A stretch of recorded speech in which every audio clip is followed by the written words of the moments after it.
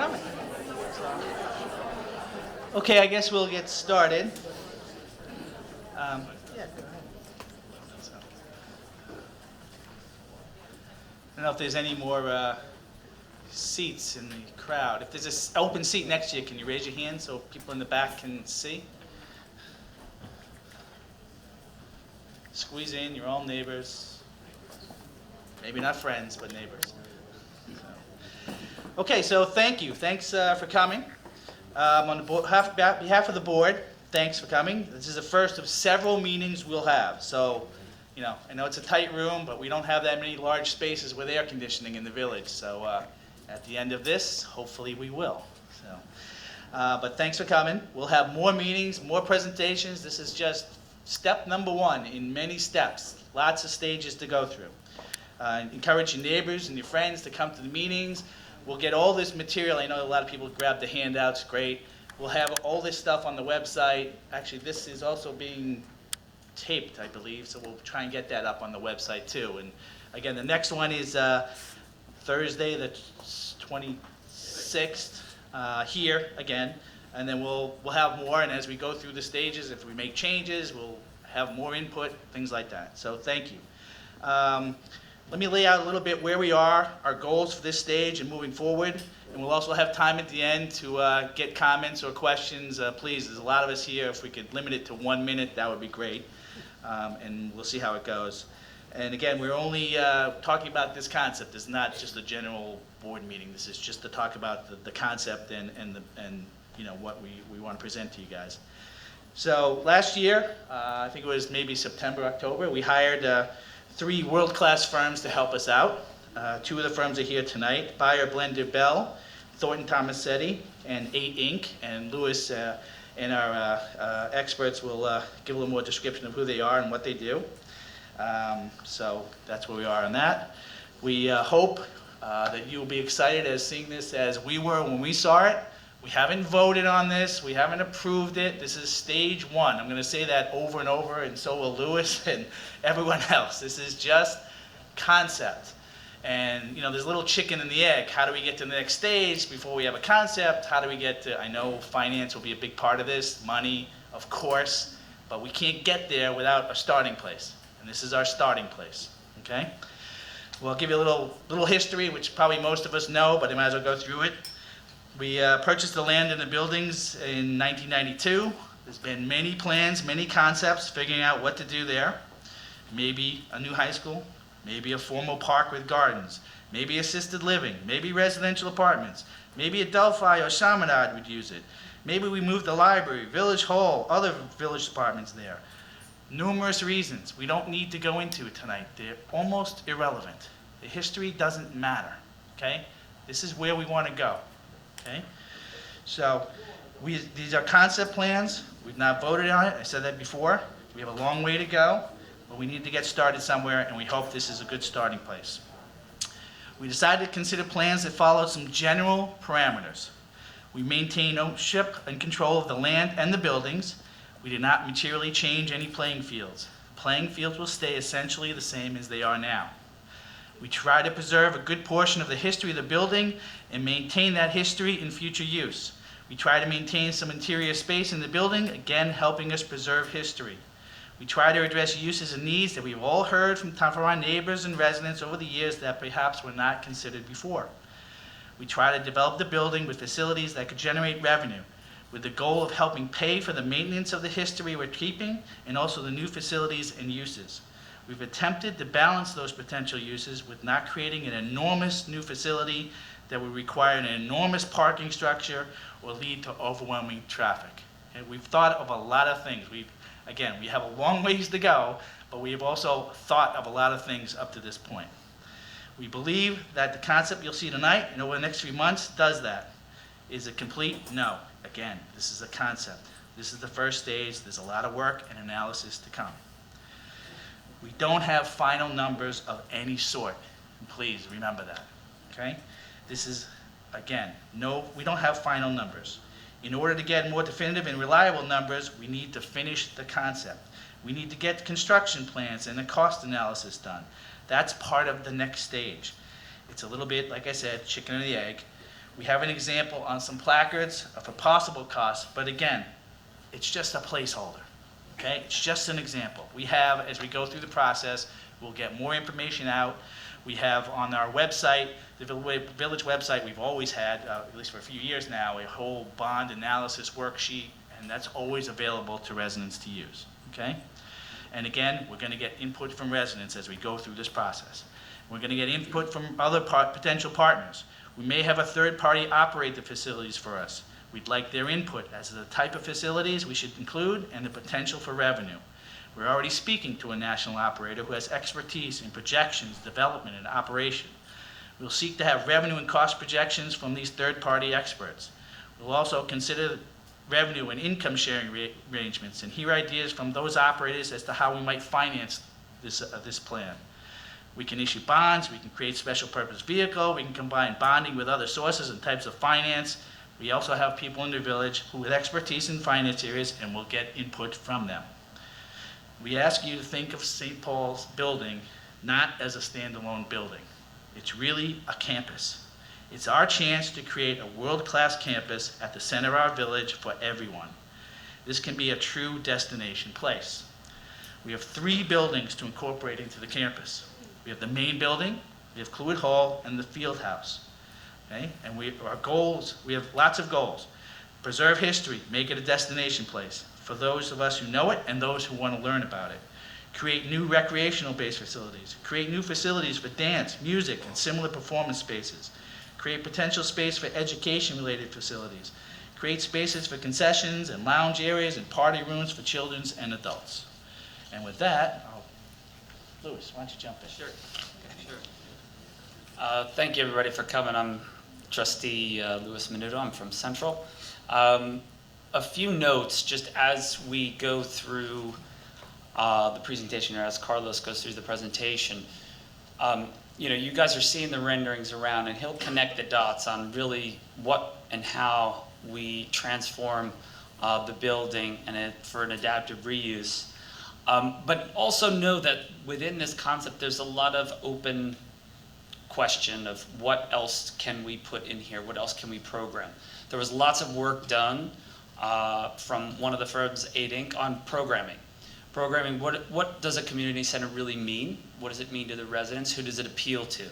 I know that the easiest thing to look at is the athletic fields, but within this concept, there's over 50,000 feet of unprogrammed space that we're talking about.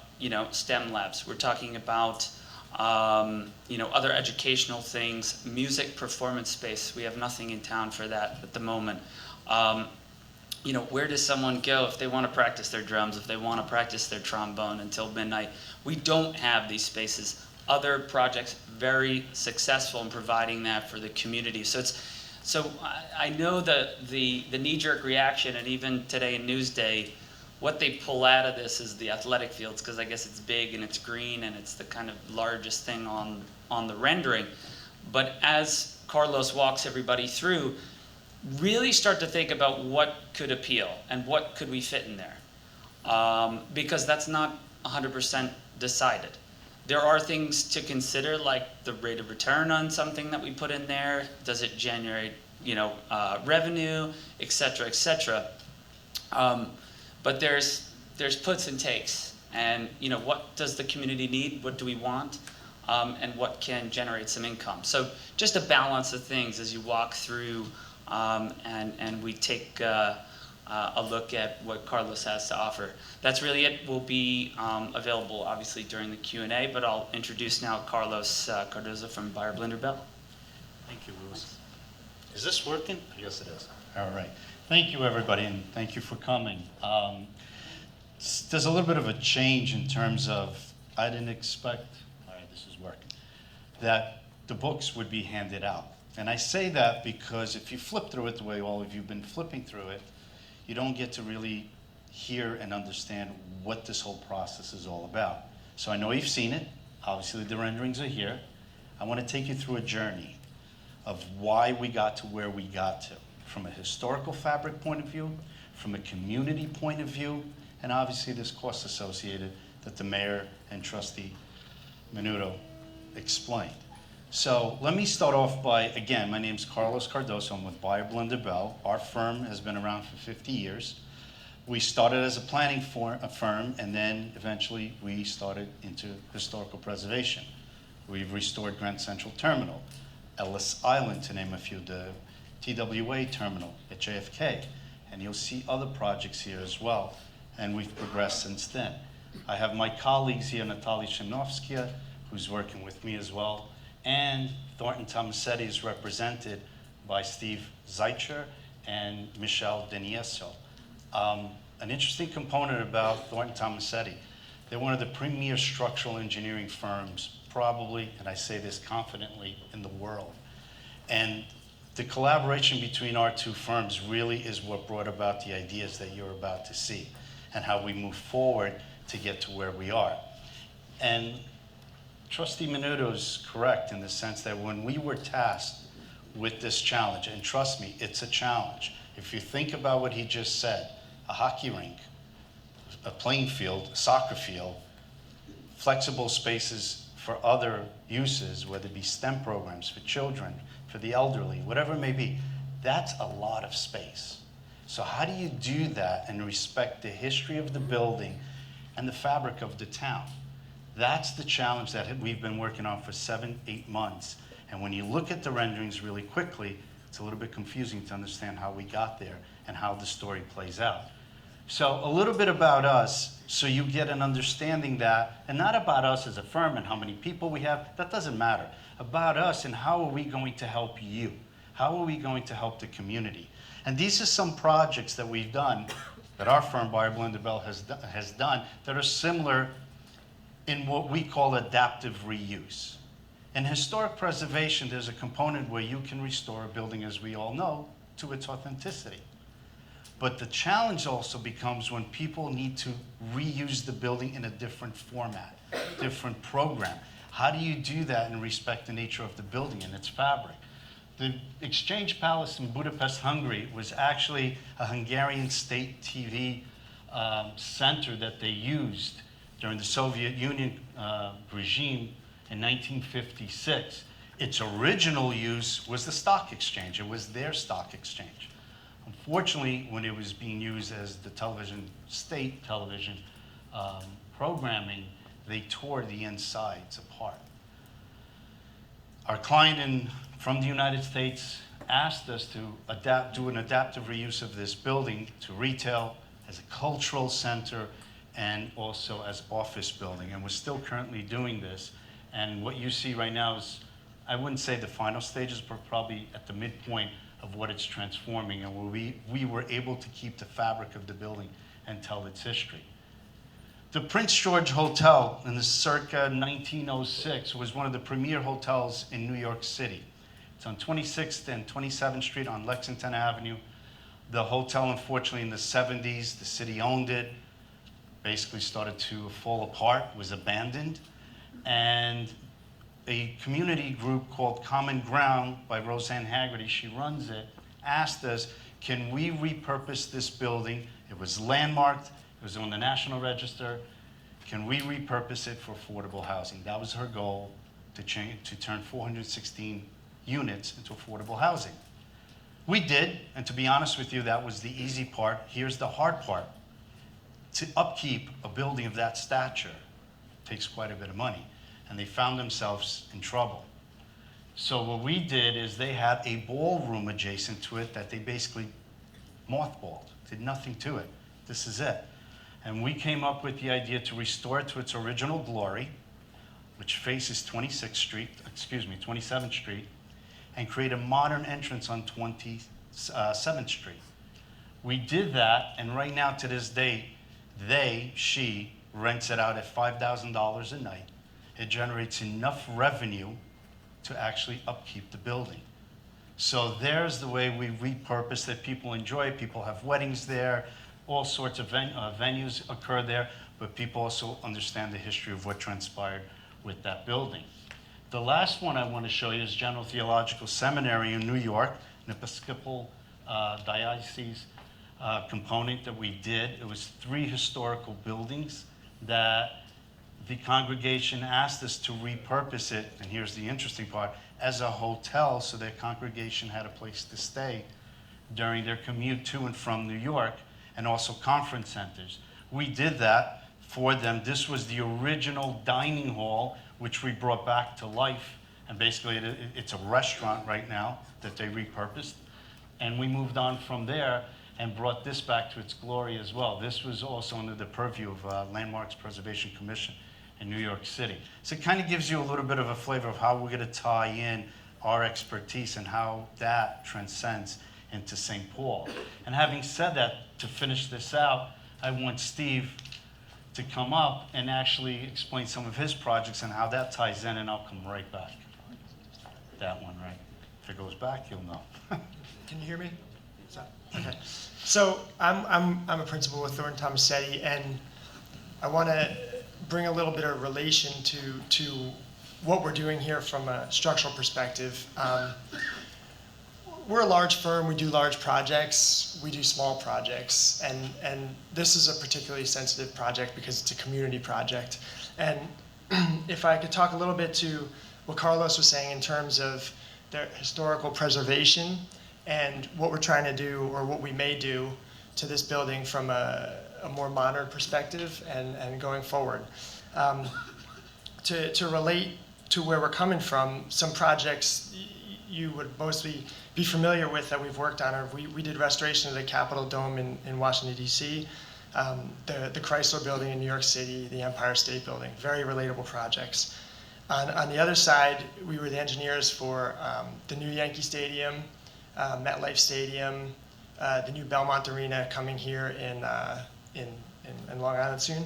And those are, again, they're large projects, right? They're national projects. But we see this project as not just appease you, but equally important in a sense that it's a very historic building built in the 1800s, and it can have real purpose. And those components of bringing together sort of the new work we do along with the preservation work we do is where there's a real nice fit. And what Carlos is looking at in terms of the adaptive reuse and repurposing of the building is a critical piece that I'll touch on as we get into more of the specifics of the project. But just as an example of some of the other work we've done aside from the things I just mentioned, this is Princeton University in New Jersey, and this is similar in a sense that this is an old building, probably turn of the century, same kind of time period of construction. And you can see the glass poking up a little bit, and it's now created to be used as a sports venue. And it has the same sort of sensitivity to what was the original building and appreciating the architecture and the original intention and the campus and the context, yet it has the function and program that's valuable to the university inside. So now, kind of to jump to another piece of it, this is a project in Milan, in Italy. It's actually a government headquarters there. And what I want people to notice here, what's probably important and relevant, is the roof here. And when we get further into this project, this roof is a similar sort of construction material that we're considering for the roof here. And it's a very efficient, lightweight, yet resilient and flexible material in terms of it can be completely opaque, or it can be translucent. It can be totally light blocking if need be. But again, it's a flexibility that we're looking for here. And then it looks clear, but in this particular instance, it's very close to clear. This is the new Viking Stadium, another stadium we worked on. Again, I understand the scale. We understand this isn't the Minnesota Vikings, but it's just a precedent. And one of the things that's important here, and the same thing happened in Milan.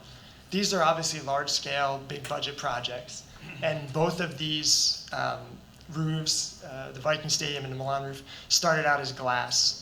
And as you get down the process and everybody tries to make a project work just like any other project that has a critical budget factor, they tended and they went away from the glass and they went to what was called ETFE. We can get further into it later, but and that's what they wound up using for their roof, and it made the project work. So we're not trying to propose something, or and again, we don't have an agenda. We're presenting a project, but right off the bat, we're making sure that we're considerate to what the needs are and the cost, and we're going with a material that not only is used on world-class facilities, but has rendered itself to be very cost-effective and efficient.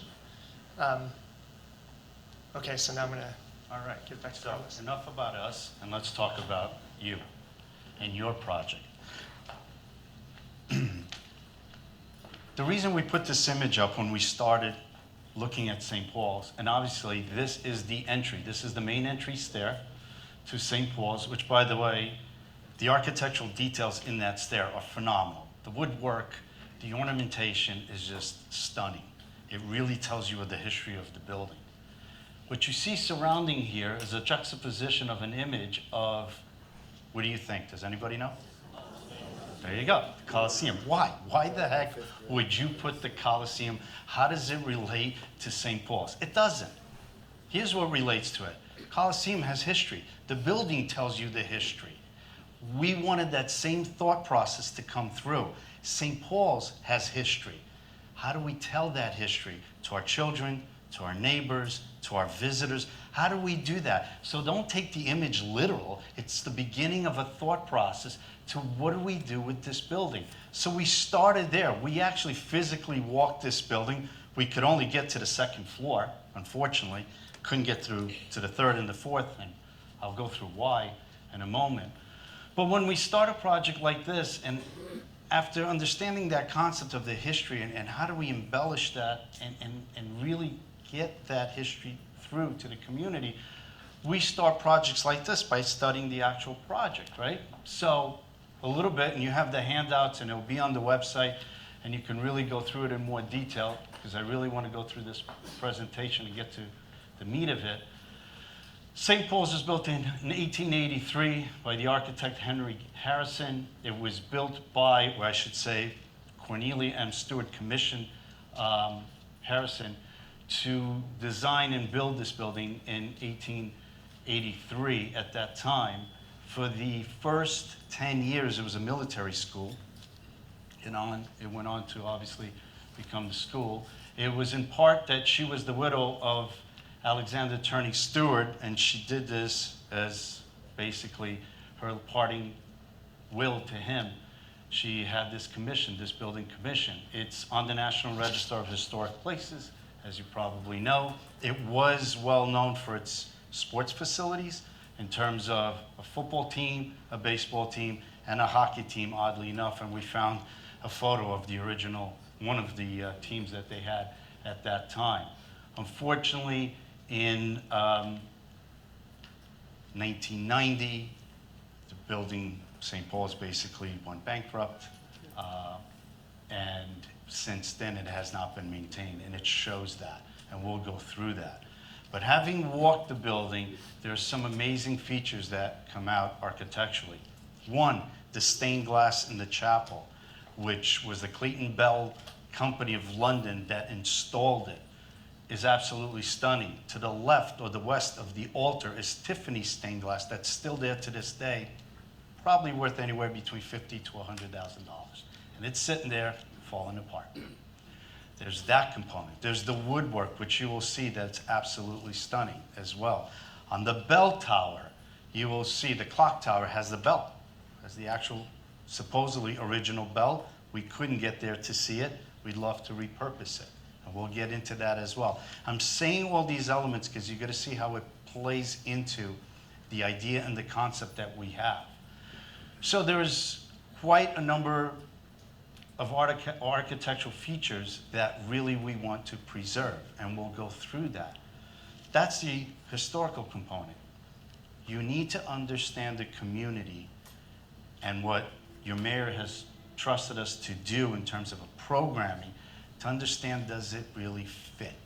And we spent months looking whether this was viable or not. You can't just take a building, plop it somewhere with a program and think it's going to work. That's just not the right thing to do, and it's not justified to the community. So we studied the area, the different sectors. We understood that St. Paul's is right at the center within a 2-mile radius. It's basically, you have public transportation, the Long Island Railroad, You obviously have Stewart Avenue east-west, along with the Rockaway Avenue going north-south, and there it is right in the middle. But the interesting part that we found was that, and this is the vehicle pattern, was this component. When you put an arena or a really bona fide sports complex, there's traffic, there's noise, it's all the issues that go with it, even if you're using it. You don't want to put it next to your residential neighborhood unless you're in an urban environment with the Barclay Arena. If you ever see the traffic that creates and the foot traffic and then pedestrian traffic and so forth, it's interesting. You have a really advantage here because besides the fact that St. Paul's has about 47 acres of land, you have the golf course to the north of it, Garden City, and then you have it also to the south. You have green space. When you look at this map, you really, let's see if this works here. You have a lot of green space here. So it's open, it's inviting. Your residential is more to the east, to the west, along with a more commercial component. And that's really makes what we're talking about here a viable program. So we start with that. Before we start anything, is it viable? Is it going to work? And the answer is, it will. It's located, it's situated, fortunately, in a very good location. Then we start to study what are the existing conditions. And this is where it gets really interesting. And I really want to have a dialogue with all of you in terms of this. You know it, obviously you all know what the building looks like and how it's situated with Cluett Hall, the gymnasium, and the actual building. This is what the building, or how the building lays out in the inside, if you never had a chance. It's a typical, what's called wide quarters in that time. They're about 10 to 15 feet wide. Classrooms on either side, and the grand staircase right here as you enter on the first floor. The kitchen used to be right towards the back on the north end of it, and as you progressed up to the second and third floor, oops, hold on. As you progressed up to the second and third floor here was the chapel. This progression, this vertical transformation that as it takes you up is absolutely stunning, even in the condition that it is in today. The corridors, if you walk the corridors, tell the history of this building without anybody saying anything. If you really pay attention to it, it really does. You then go to the rooftop here, and it was probably that headmaster's quarters were all up here along with some other additional rooms as well that they had.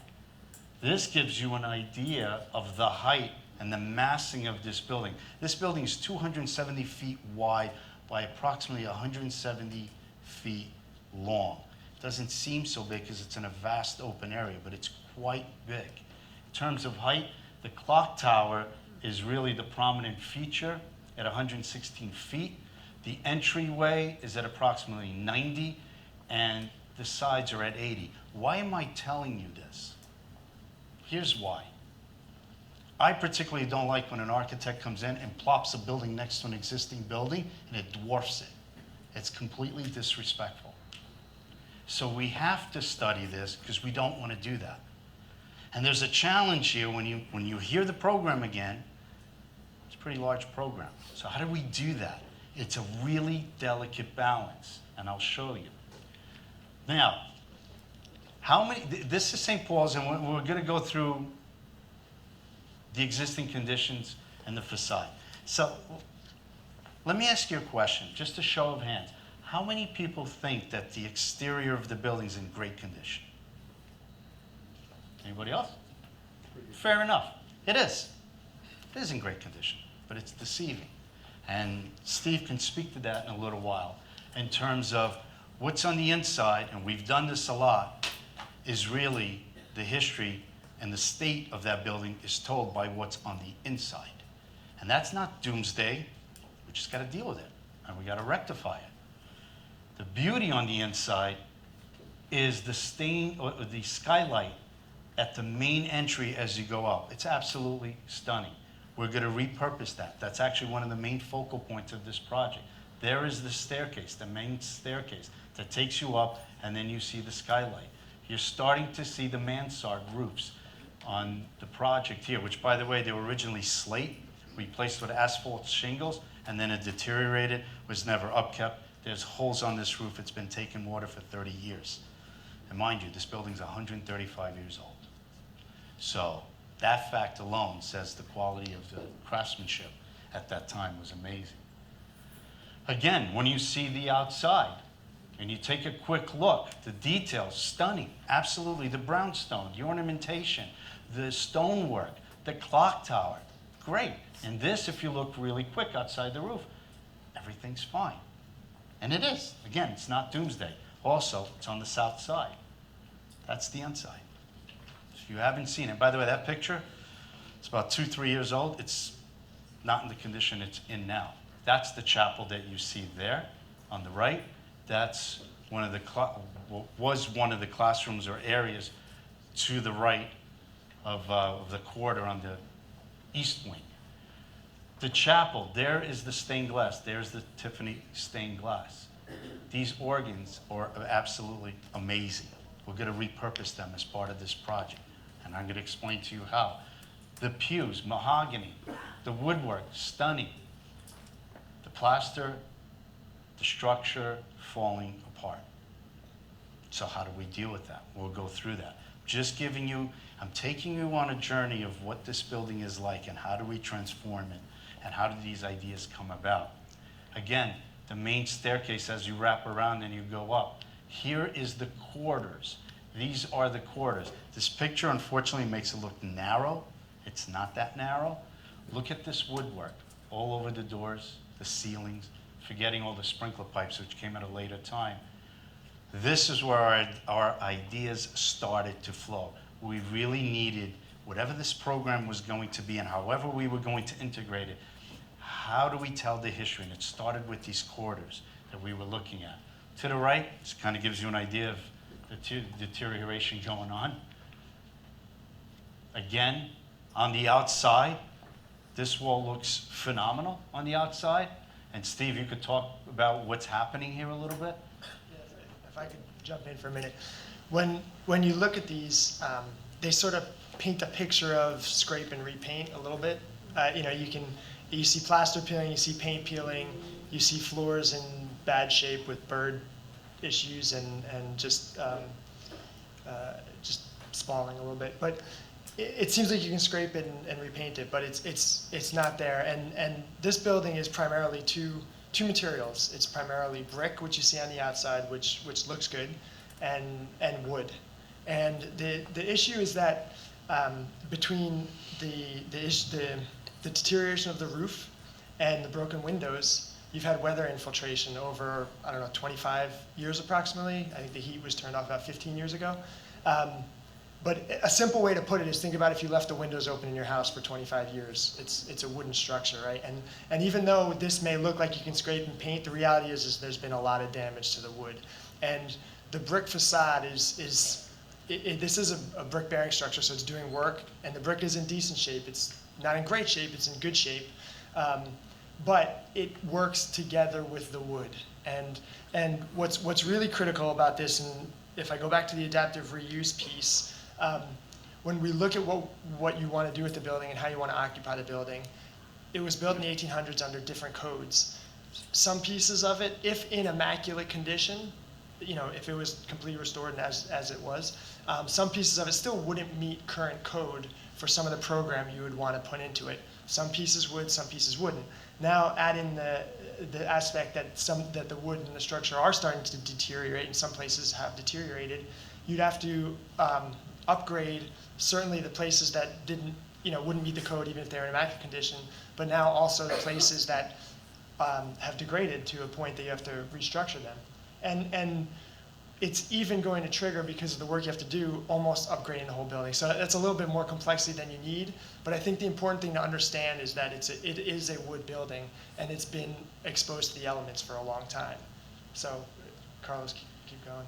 On the left side here, what you see is that's the bell tower. We were able to get, actually Natalia was able to get to the 3rd floor. That's the ship's ladder that unfortunately we couldn't get to see if the bell was still there on the bell tower. And we're dying to see if it's there, because that's something we we're thinking as part of this program how to repurpose it, and you're going to see that.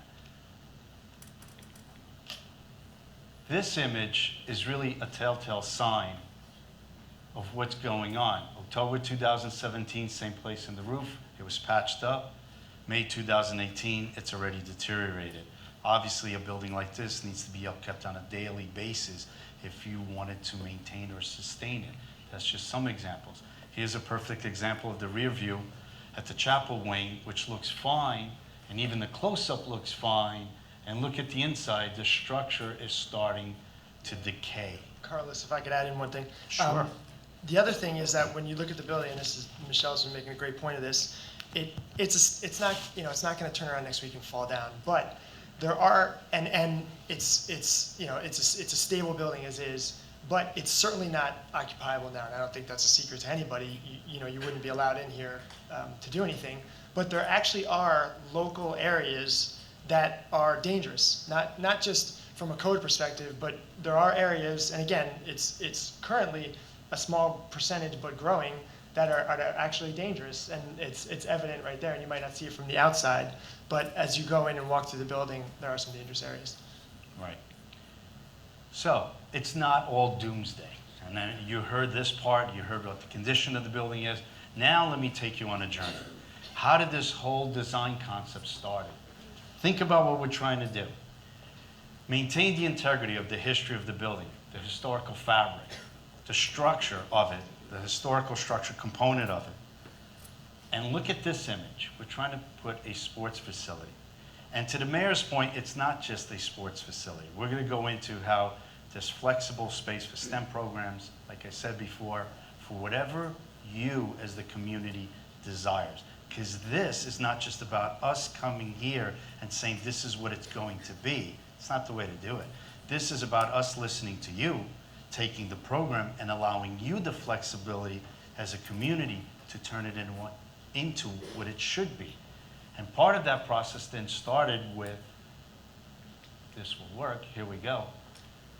Just to give you a little idea of what went through our minds, here is the St. Paul's, 270 by 170 in comparison. It's pretty big. Here's a hockey rink, if you don't know, 200 by 100 without any seating.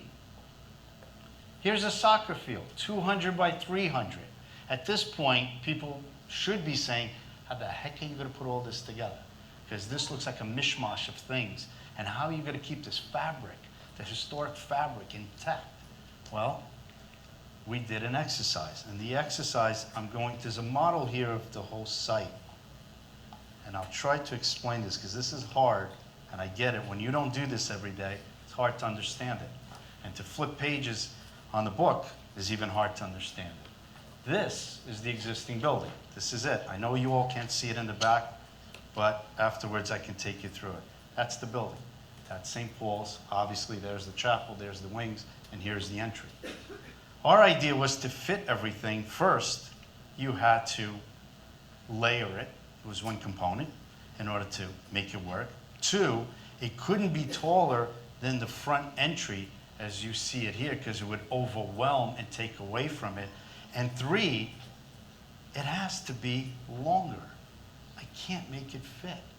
So there became the dilemma. How do we make this longer and at the same time respect the fabric? Well, remember the quarters? The idea of the quarter, walking through the quarter? This is the dotted line of the quarter. Our idea is keep everything there intact. Repurpose. Listen to what I just said. Repurpose. Don't demolish. Although you can think of it as demolition, you're pulling that sector apart. We're saving everything that we're pulling apart, from the organ, the two organs, to the stained glass windows, to the woodwork, and what are we going to do with it? As we pull it apart, as you see there, the idea was to, I guess I'm not too good at this thing. There we go. The idea is we actually pull it apart and we flip it, as you see on 4, on the detail number 4 there.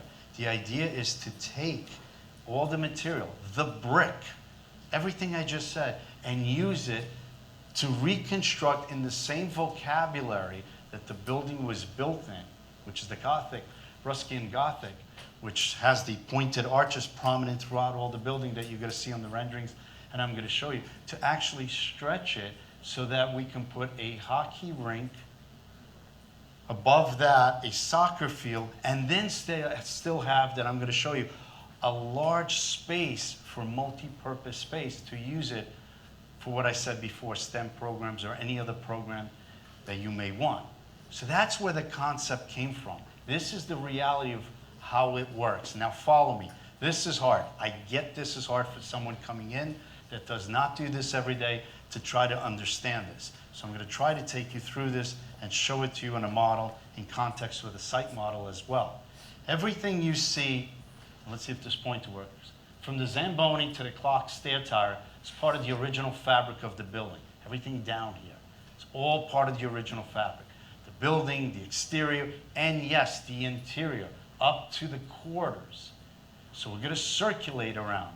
We then pulled out the components here along with everything, and we repurposed them in the back, creating stair towers in the same fabric that the building was designed in. We created it all here, and the stained glass windows are going to get repurposed.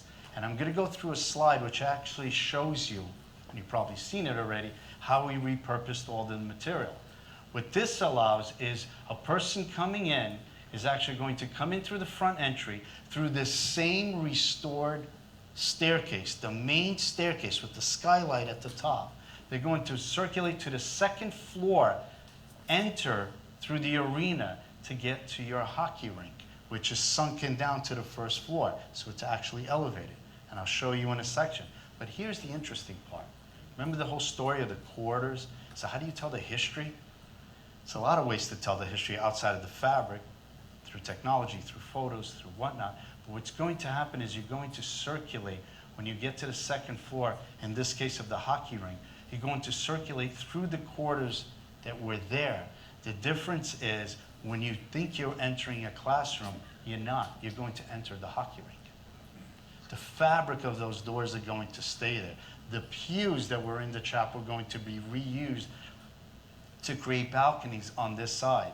The front of the building becomes a concession area, or however else we program it. Again, these are ideas. And then there's functions in terms of locker rooms back here and so forth. And we've created a second entry in the back as well. And that ties into, from the facility point of view, if the community wants to have a different program going on, whether it's soccer, whether it's hockey, or this flexible space program. This, to me, here is key. And to Mary Downey's point, what was stated today in Newsday was a little bit, not a little bit, was really incorrect, where it was made to just be a sports arena. Yes, it is a sports complex, but you see this here? This could be 50,000 square feet of flexible space. Your STEM programs, if you decide to do that. Elderly programs, whatever you decide to do, even a theater, the arts. So don't think of this as just a sports complex. It's a hidden jewel right here with a prominent entry as well that then leads you to the front of the historical component. That was the whole idea. And then you begin the procession of continuing up this stair, the grand staircase as we call it, or we're converting the clock tower to a stair tower. Why? Because then when you get to the third floor level, you now get to the soccer field. It's an artificial soccer field. It's very lightweight. Works the same way in terms of the circulation going all the way through. The tower actually is higher than the entire soccer field. And what then, Thornton Tomasetti came up with this great idea, which was this roof is not your typical roof. And that's why they were showing you those pictures in the beginning. It's a fabric roof. It's a very lightweight roof. Why? What happens is, and if you could see, I know you can't, but on the model here, what happens is it's translucent. In the winter, the athletes, children, whoever is using this field, sun comes in, and we use passive housing, which means it heats up, which is great in the winter, but what do you do in the summer? You'll cook in there. Through what's termed as passive housing, the windows open on the side and the air flows east-west, and basically you get air circulation naturally as if you were outdoors, and you're not cooling or heating this building. It's costing you zero to do that. The hockey rink is a whole different component. And it's a fabric, it's very thin, it's very strong. At night, when the lights are on, it creates a hue. It actually glows and actually does the silhouette over the original building. And the interesting part to all this is this one. The height of that roof is not taller, as you see in the model, than the building. The clock tower is still the prominent feature of the building. We didn't want something that would overwhelm it. And you'll see in the renderings, the stair towers are in the same architectural fabric as the mansard roofs on the corner. This really shows you how you enter on the first floor, climb the stairs to the second, and then you're coming down to the hockey arena. This is cut in half. In other words, what that is showing you there is this when you come up and you look at it. It's actually, we cut the building in half so you could see when you come up, you'll be able to see inside all the details. You're actually getting to that hockey rink from the second floor. You continue the procession up, you get to the soccer field. This space, to me, is what is really the hidden gem. It's that flexible space that you can do whatever you may want with it.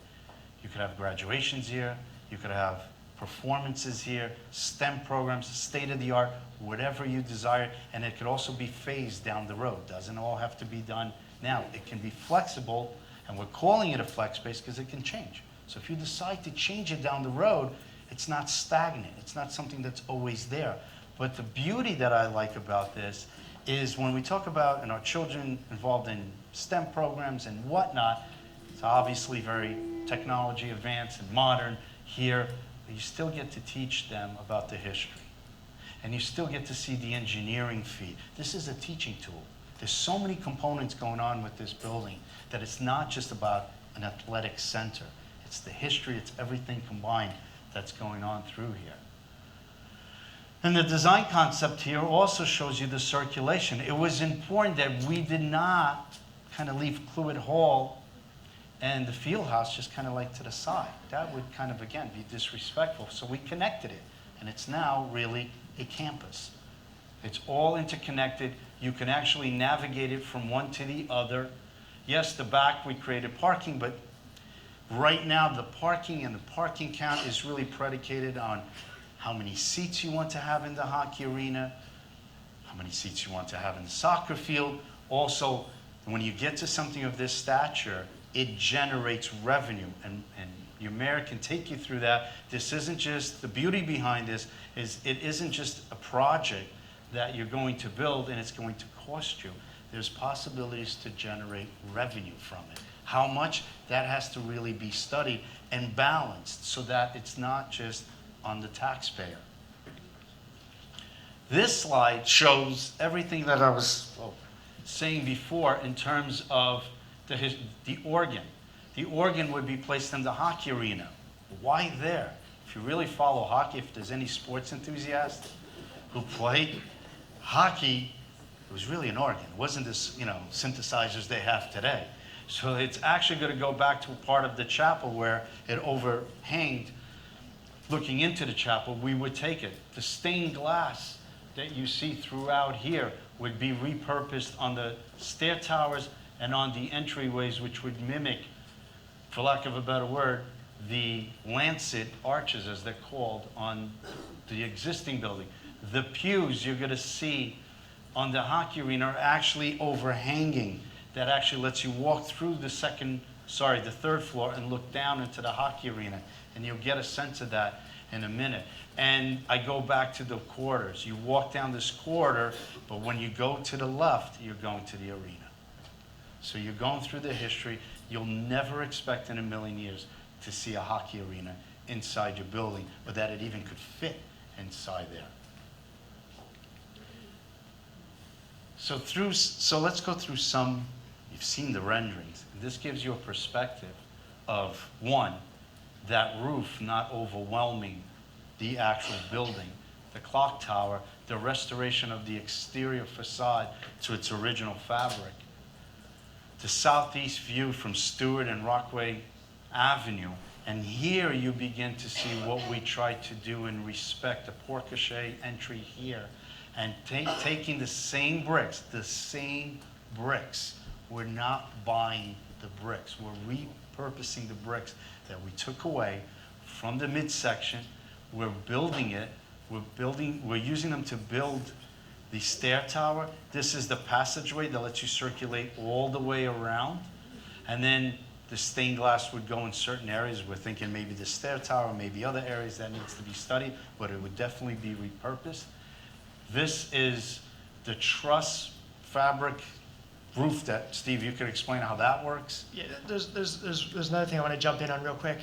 When the existing building, you see it, it looks like it is, and we're saying, okay, it's in bad shape, but what really works here is that when you put the new in the existing benefits from the new, right? It props it up. So the existing in its own right would be a real challenge to bring up the code and make it work, but when you have this new component, it's a symbiotic relationship and it works together, which is critical, and it speaks to what you do with the architecture.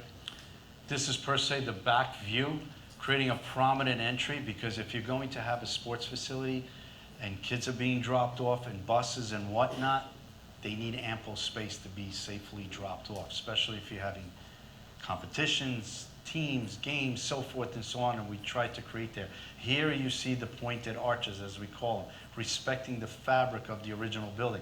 All this brick is from the original building. You wouldn't be able to tell that this is an addition, if you want to look at it that way.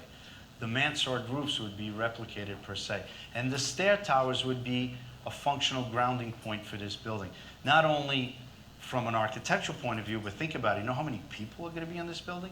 You have to be able to evacuate them or basically leave the building, and that's what the stair towers here would do. And you start to see here the fabric, the roof fabric that's over it, which allows light to come through. These windows would actually open up in this area to allow air to circulate to the to the soccer field. The hockey arena is tucked away in here, which, by the way, the beauty behind having a soccer field over the hockey arena is the ice. If it's not kept at a certain temperature and really well insulated, you don't really have good ice. And if you really want to attract really bona fide games and teams and to play here and inclusive of your own, that acts as an insulation field as well for it. And this one, so this image, which I was afraid when everybody was looking at, is deceiving. Why? It looks like it's open to the elements. It's not. What we did here is we were trying to, again, it's hard to convey this to everybody.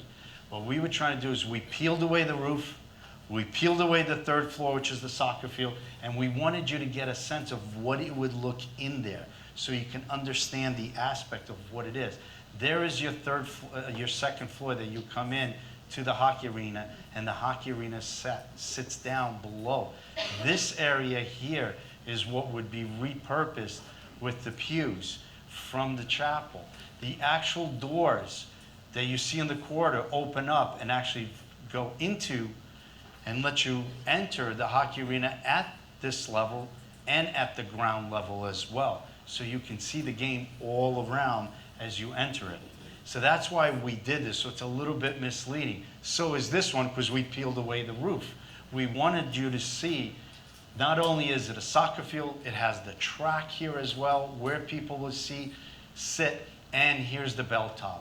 Restored, the clock, the whole 9 yards. This gives you a better perspective of a drop-off, not only for sports, but should this flex space that's right underneath here be utilized for a theater, an event, whatever it may be, you have a bona fide entry to it without clogging the front entry at the same time.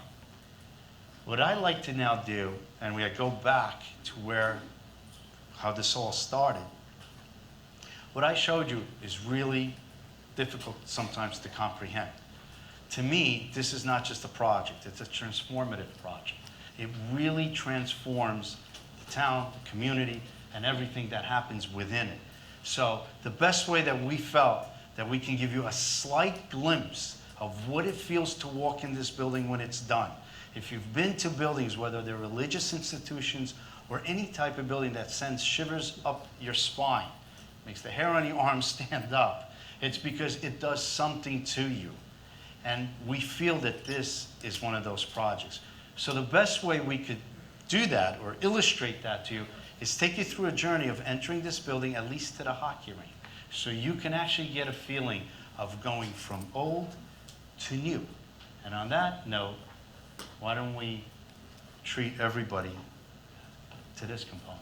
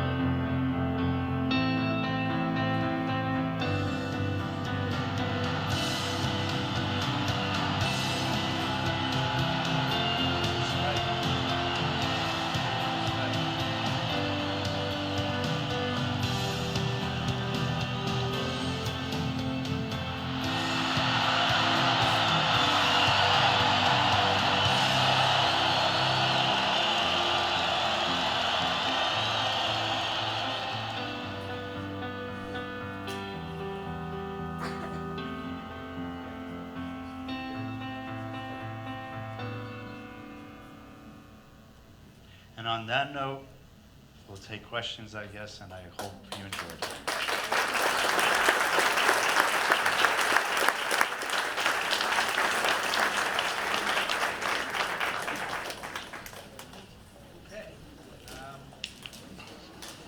Again, if we could take some comments, and if we could try to limit it to, short comments would be great.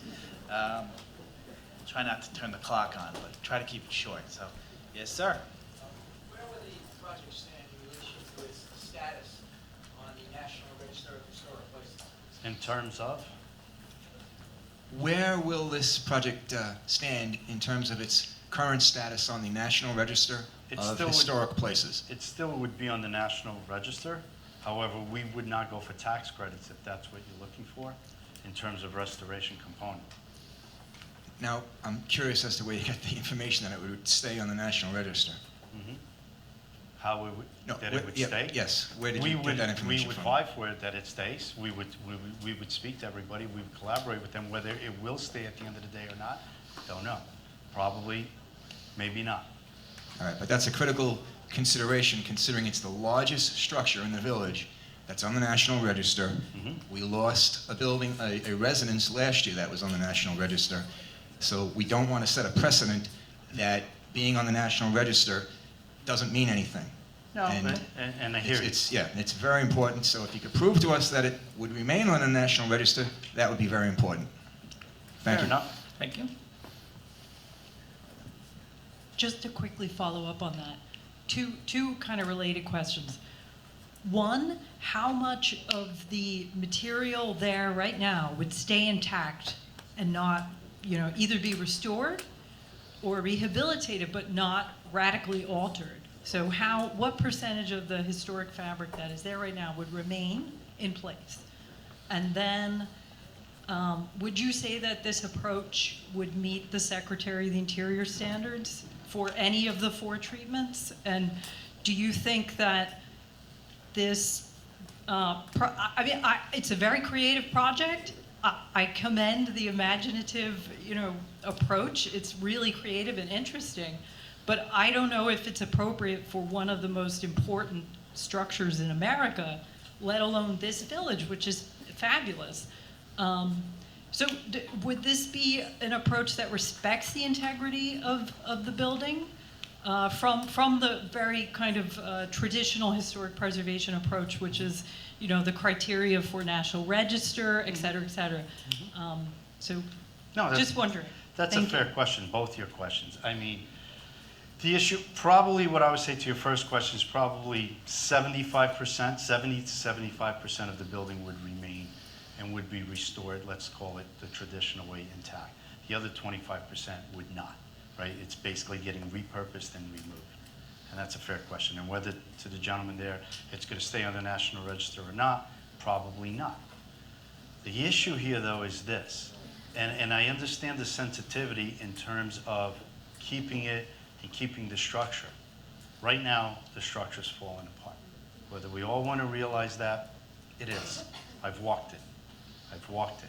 You could, and we've done this, restore it. Absolutely. Anything can be done.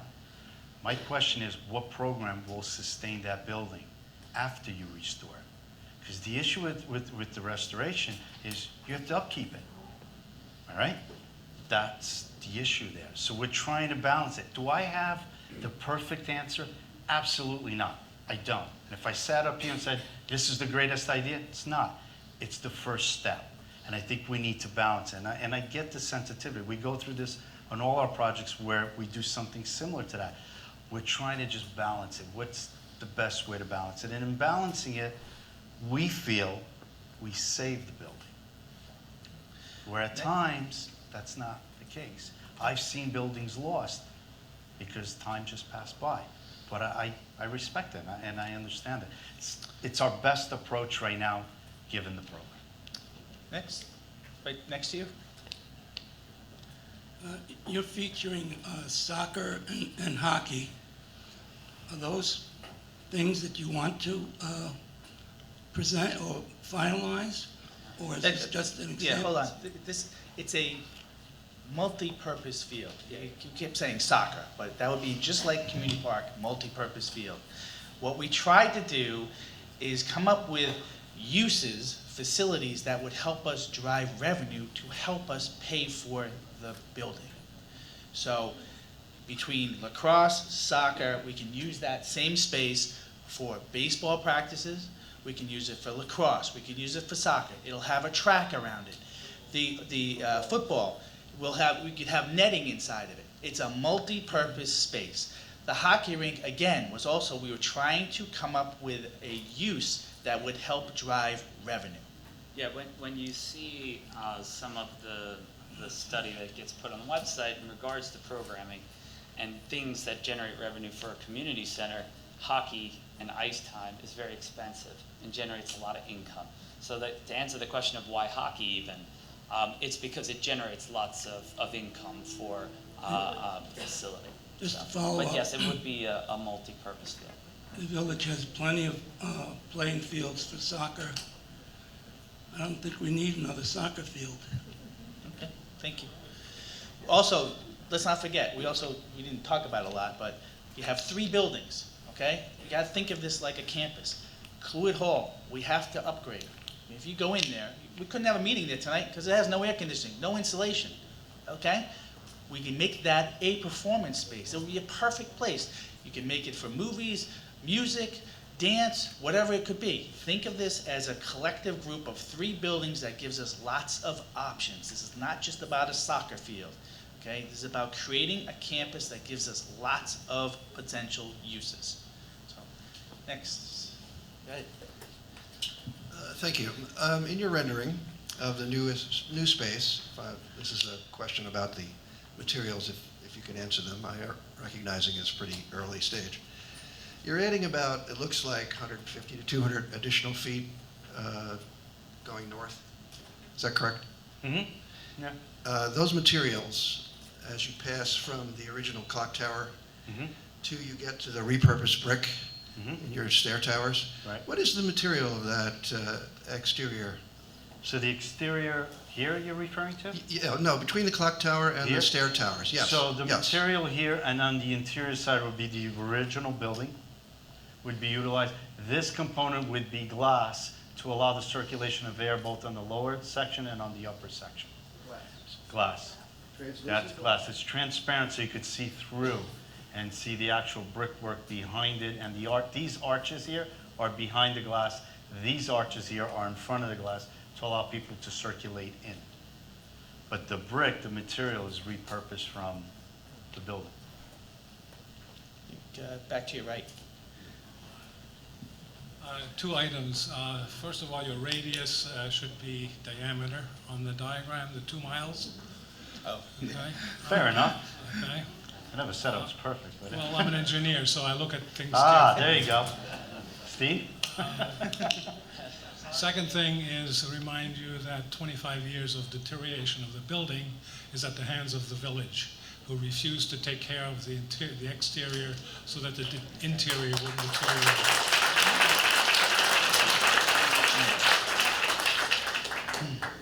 Okay, next.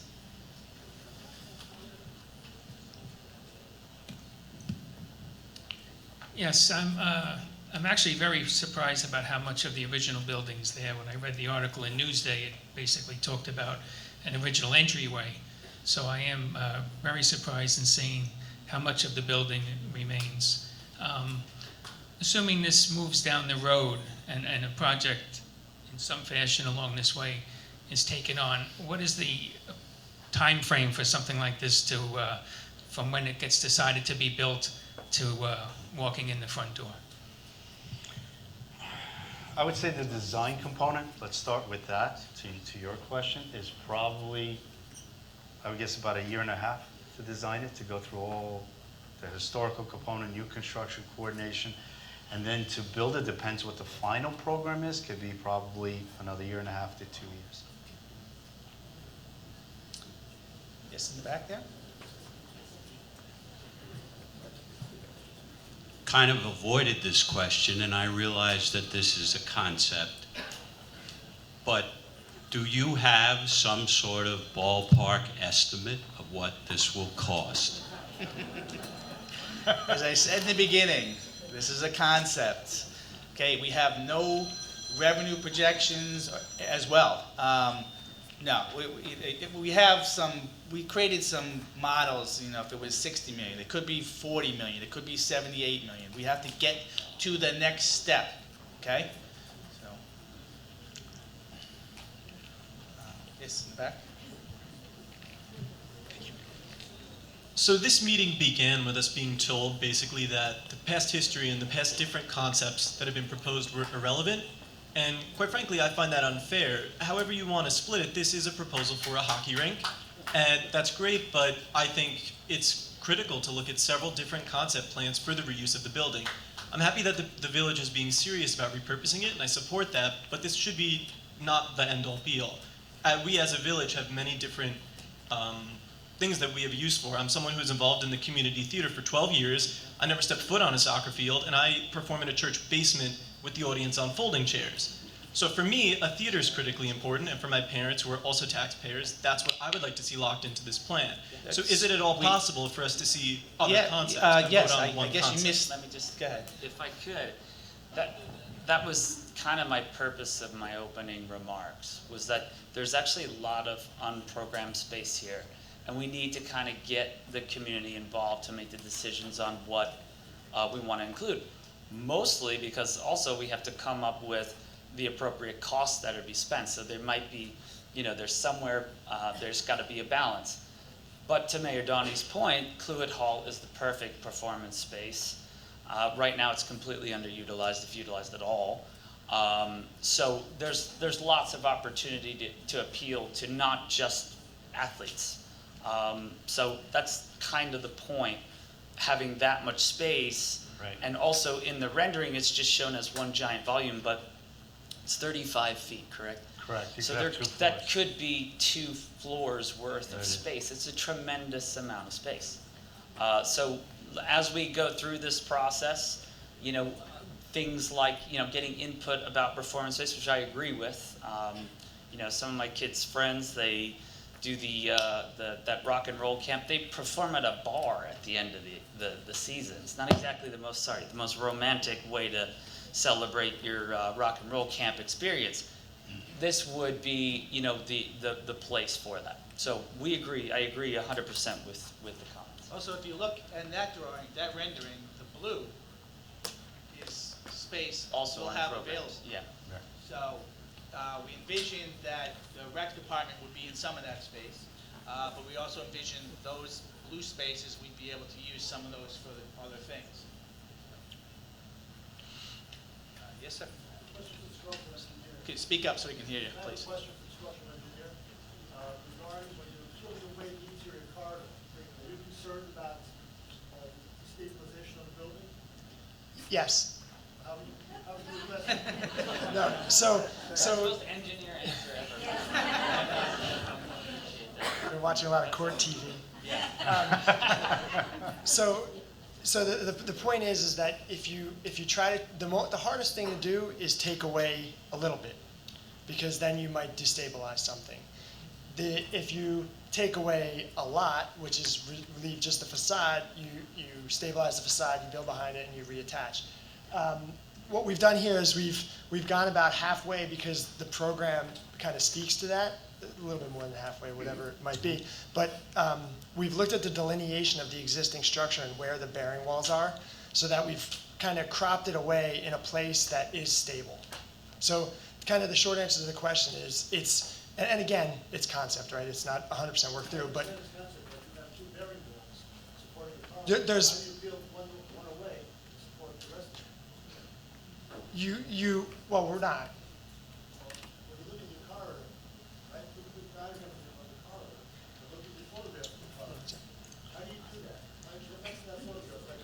Hold on, let's go back to the plan. You should probably get the mic. Anyway, we're getting very specific, but the point is that you can either temporarily stabilize it and then provide a permanent structure that keeps it stable and holds it up, or you can look at it and reconsider where you crop it and make it something that is stable. And we have either option. So what we won't do is do something that'll make it collapse, right? No, not hopefully, definitely. So yeah, that's. Thank you. Yes, ma'am. Hi, I'm wondering how the ultimate decision will be made, and I'm hoping that it will be by a vote by our residents. Okay, thank you.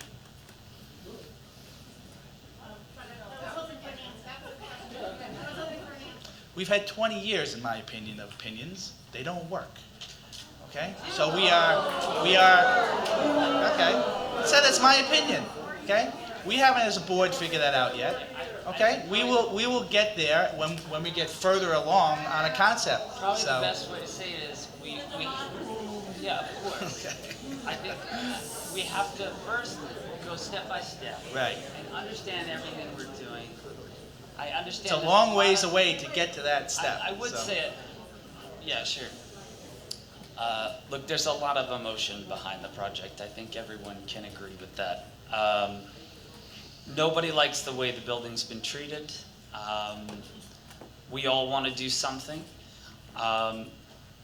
The idea of community involvement would be to pack in everything we need, everything that appeals to the community as a whole. How we get from here to ultimately breaking ground is a very long process. I don't think this board is not interested in doing anything that would elicit the type of reaction that some of the remarks that I just got. Let's take it a step at a time and understand. I don't think it's required to have a public vote. Should we all feel that it's necessary and this board decides it's necessary, it'll be done. It's not up to just Brian, it's not up to just me, we act as a board, and we're representing the community. So, I would just say, let's get there first. And We're a long ways away from that stage. yeah, we're good. Yeah. We do know that there was a public vote and everybody, or at least by a majority, we wanted to keep the building. And we wanted to find out a reason to use it.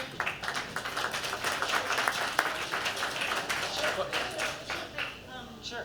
I just hope that we can also give you our feedback. No, And yes, I'm wondering that's why we're how we having these can- meetings. Right, absolutely. I appreciate being able to give the comments, and I hope that we can do that in the future as the plan goes on. Absolutely. Yes, ma'am.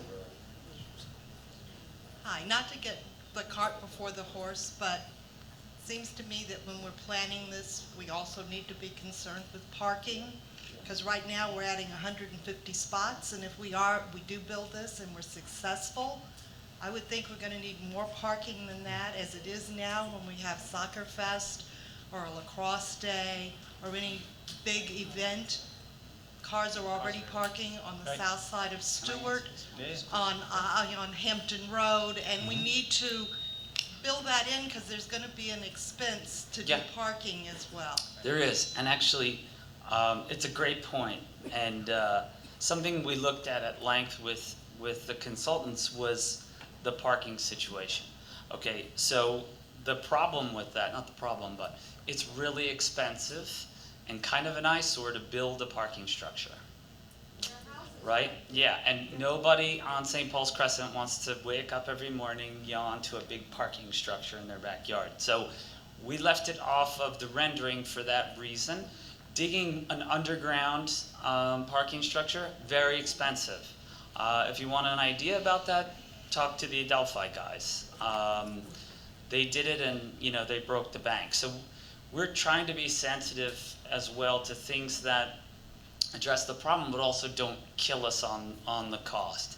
I think there are still solutions where you have just an area that says parking for the moment, but we'll have to make some decisions. Right now, what's been sacrosanct is to keep the fields intact the way they are. When we do proper studying and really understand how many cars come, et cetera, we're gonna have to look at that. Nobody wants to take field space away. If it happens that we need to, take a harder look at the parking, obviously we will. We're not gonna wanna build something that doesn't work. But, it's a complicated issue because it costs a lot of money and it doesn't look very pretty. So we're gonna have to figure that out. And also, that also helped drive some of the things we might or might not do, because we had to consider, we don't want to add huge amounts of parking. So that's that balance we're trying to strike. So, yes, ma'am. Hi, I have just two questions. So the first question is, what, if anything, has your firm or any of the firms involved recommended to the village to do now to protect St. Paul's while we start this process? That's my first question. And my second question is, does your firm ever get involved in, I would imagine, have some experience, I know you obviously are historic preservationists, so have you ever worked with grant writers? Can you recommend grant writers? Will you give us information on the possibility and the limitations involved with getting grant money to help this village finance whatever project we finally decide on? Can I also talk to that? I'll let you in a sec. But these guys are literally like the world leader in preservation, so you gotta assume they've got an opinion. But something else that we've discussed is that, there are available grants, there's available money for these types of projects. They're never gonna cover the whole bill, right? It's like, of the salad, it'll buy you the tomatoes. Doesn't mean we don't want it, but it's something that we need to really actually probably develop a committee that really aggressively tries to get these things. I happen to believe in my heart of hearts that they will not remove St. Paul's off the register because of this project.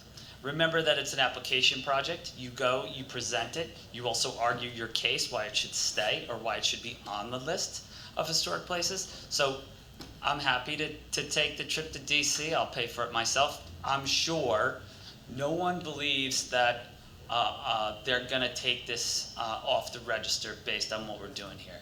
That all said, Carlos? So, to your question, very good question. So, actually, in the beginning of this study, there was another entity called 8 Incorporated, and they did do exactly what you just said. They came up with so many different programs, keeping the building as is, and I believe we're posting that on the website, and you will see that.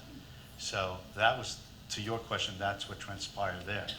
Can you give us a hint of what? It was from, we had daycare in there, we had elderly facilities in there, I mean, you name it, there was every type of programming that we could fit within the confine of the building as is, as is. I think you misunderstood my question. Okay?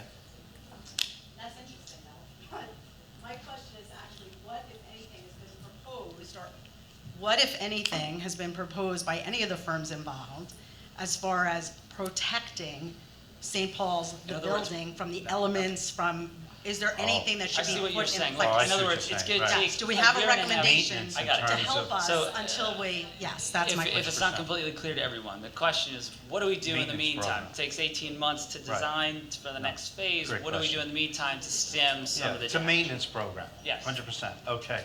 We have not yet. The first step would be, when we develop the drawings and we develop the program, the first step would be a maintenance program to basically cocoon the building to stop it from deteriorating any further. Because to your point, and it's a very good point, it's a year and a half in design. A year and a half here is a long time. So we would have to come up with that, you're right. Nothing yet, no. In back? I'm just trying to understand. I understand about the hockey rink. I understand about the revenue. I'm just not sure who's going to play there, quite honestly. Who's gonna, Who's going to actually play there? Play there. If you put 18,700 people, we'll get the Islanders here, but we're not going to do that. Well- Because there's two rinks. There's two rinks over on Merrick.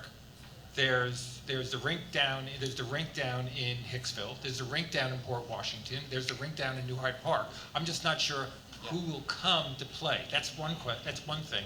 Okay. And something that we don't have in this village that we borrow from is swimming. yeah, Okay, and that we borrow from that out of Adelphi. yeah. You want to talk about generating revenue? I mean, honestly, and the expense of maintaining that versus maintaining ice is, I think is a big difference. Yeah, no, it is, and we looked at it. And we anticipated this question, this feedback. The interesting part of the pool is it really costs a lot of money to run. It structurally, getting it in the building, providing for it, costs a lot of money. I'm not ruling it out. In these feedback sessions, I think if we get enough support for it, we should try to slot it in there. It's not impossible to do. We've got lots of place for it. And within this concept, notice that we're not really going below grade. It costs a lot of money to do that and things like that. There's space for it. We did consider it. I think the preliminary information we got is that there's still a tremendous demand for ice time in Long Island, regardless. I grew up playing hockey here in town. We used to drive. My dad used to have to get up. My mother's in the audience. She's right there shaking her head. 4 a.m. we used to drive and play outdoor in Grant Park. So it's gotten better, but I think there's still tremendous demand from the information that we got. But I think, to your point, we looked at it. We said, I can't believe we can't get a pool in here, but I don't think it's off the table. I think we have to see if, part of this, and I know everyone chuckles when we talk about the money, but there's so much value engineering that's yet to be considered once you really start a project like this. There are certain decisions that you make as absolute that could really lead you into some trouble. I wouldn't remove a pool off the table at this point. It's just that the preliminary info we got said that it would be really costly, structurally more than anything, and then, obviously to run it as well. It does crazy things to a building, all that water. So that's why we left it off the initial concept. But I don't think anyone on the board, because we talked about it too as a board, I don't think anybody on the board's against putting it in if we get to documents, go out to bid, and feel that we can get it in the concept. Also, I mentioned before, we're going to talk to national firms who operate these facilities long before we get to a final decision. And they may say, you know what, we studied it, you should put in the pool, or you should add racquetball courts, whatever that might be. So they'll be part of this process too, as we decide what facilities make sense, what people want, what can drive revenue, what require a lot of wear and tear on the building, or end up with a lot of, we'll get there. But also, we have a pool, so we had to think about, what does that do to the existing pool? What do we do with that? Do we get rid of it? So those are things we've thought about. Again, nothing's been decided, but we'll get to that. My opinion, it augments. Okay. Yeah, no, and I think, Well, we know that also, you already spoke. We it's get somebody else? it's probably worth noting, we do recognize that there's like a fantastic swim program in town. So we do want to support that, just like we do all the other athletic programs. It just has a little more hair on it than some of the other things. And we would also talk to the school system too, to see what works for them, so. Well, he's right there with the mic. We just I'm on the pool idea too, so. Great. But, you know, I think we're forgetting about the field house, which is right next door, that looks like it's going to be incorporated somehow It into is. this plan. It is, And you yeah. can't just leave it there. It's like, No. you know, No, no. redoing a house and It's actually- forgetting about the garage. So what I'm thinking is, take the field house, make that an indoor swimming pool. Put It's not a the bad idea. basketball courts on the second floor, and make that something in that field house. That field house is a real eyesore. Yeah. You know? It's And to the not a bad stage idea. element, Cluett could be the performing, you know, Arts center, yeah. amphitheater, kind of performing arts, you know. But the field house can't just be left, and No, no, that no. would be a It wasn't perfect, going to be. that'd be Yeah, a yeah. perfect indoor pool, It's in quite the, frankly. yeah, it's in the concept. I actually think your concept of the pool idea is a good idea. And you We'll- could continue the arched windows right through there, have Yeah. plenty of light, I it'll mean, be it's indoors. just, today, it's just, you know, everyone who's been in there, it barely functions as the basketball courts Yeah. as it is. So I think that the pool idea is actually pretty credible. We actually thought about taking it down and doing something completely different. But again, you start to get into this trade-off of the more you are building, the more you got to drive people to it, the more you're driving parking, the more you're driving traffic. So we've been trying to balance these ideas and see how they Right. fit. But just regarding parking, and I know you mentioned Adelphi, but, you know, they do have 2 parking lots over there. One, there's a field above it. Yeah. And it's only 1 layer down. Yeah. Okay. The other one was this big thing that they dug just recently. But the one with the field on top, Yeah. I mean, that's a perfect idea, okay? Yeah. Because you don't lose the fields, and you have a layer of parking right underneath. It's a You don't even wonderful- know it's there unless you look for it. It's a wonderful idea. We had it on the drawings. We had them take it off because when they started saying how much it costs, we thought, let's not, you know, frighten everybody. But have and they put looked on- at that parking lot at Adelphi? Yeah, I think you guys are familiar with their fields, the Okay. Motomet field there. I think Yeah. Lewis mentioned before, you're talking $10-12 million. It's a lot. They're It's a they're lot. expensive, and All right. you got to do a really good job. And they did a good job. I live on Rockaway, just across from the golf course. They do a good job. You can't really tell what's going on there, even from a certain amount of height, looking down on it. But it is costly. So you know we'll have to balance that out as well. I think you definitely put the cart before the horse here. You do not have full representation of the community here. And as a taxpayer and as a longtime resident, I think you should generate a survey through SurveyMonkey, give us the top 10 options for what could be built there, and let us decide. Yeah. I don't know who came up with these ideas, but you do not have full representation here. And I don't think it's fair for you to dictate and tell us, we need an ice rink, we need a soccer field, we need this, we need that. We should be allowed to decide what we want based on what's reasonable and affordable that meets the needs of our children. We're in full agreement. The microphone. Well, he's in the back, so- But can we not forget we've got. Sure. That's a great idea. Have you considered- Survey's a great idea. I mean, you know, as packed as the house is here, there's still lots of viewpoints, right? So a survey is actually a great idea. And, you know, maybe we come up with a top 10 list and see what everybody's into. I mean, I think these are, again, these are viable money-making, you know, gestures at the moment. Have we considered something on a smaller scale, that won't lead to parking problems and congestion and overwhelming the village with revenue-generating patrons? Okay. Thank you. Thanks. We've got another guy in the orange shirt in the back. There's a young fella there. I'm curious to see what he thinks. According to the Garden City Residents Group on Facebook, a lot of people think that it's really impractical to have a soccer field, or a multi-purpose field, as you called it, when it's surrounded by a whole field of many fields just like it. Maybe that could be used as a swimming pool or any other facility?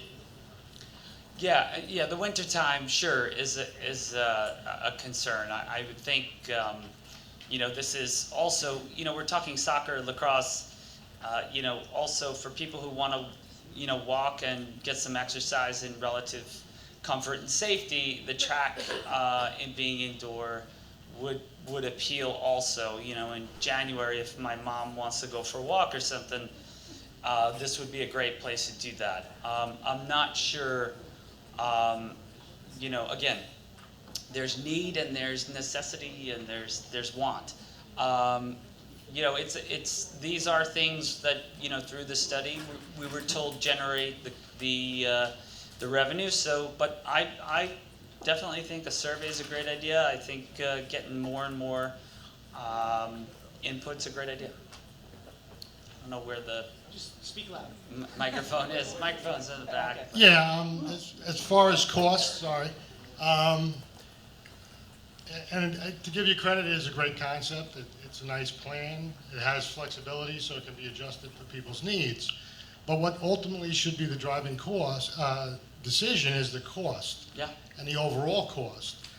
And to say today, you might have a ballpark, you're not sure, how much money is going to be spent moving forward before we actually have a cost to then make the decision on whether or not to do it? Do we have to spend another $125,000 before we know what the cost will be to say, well, it's going to cost too much, we can't do this? Right.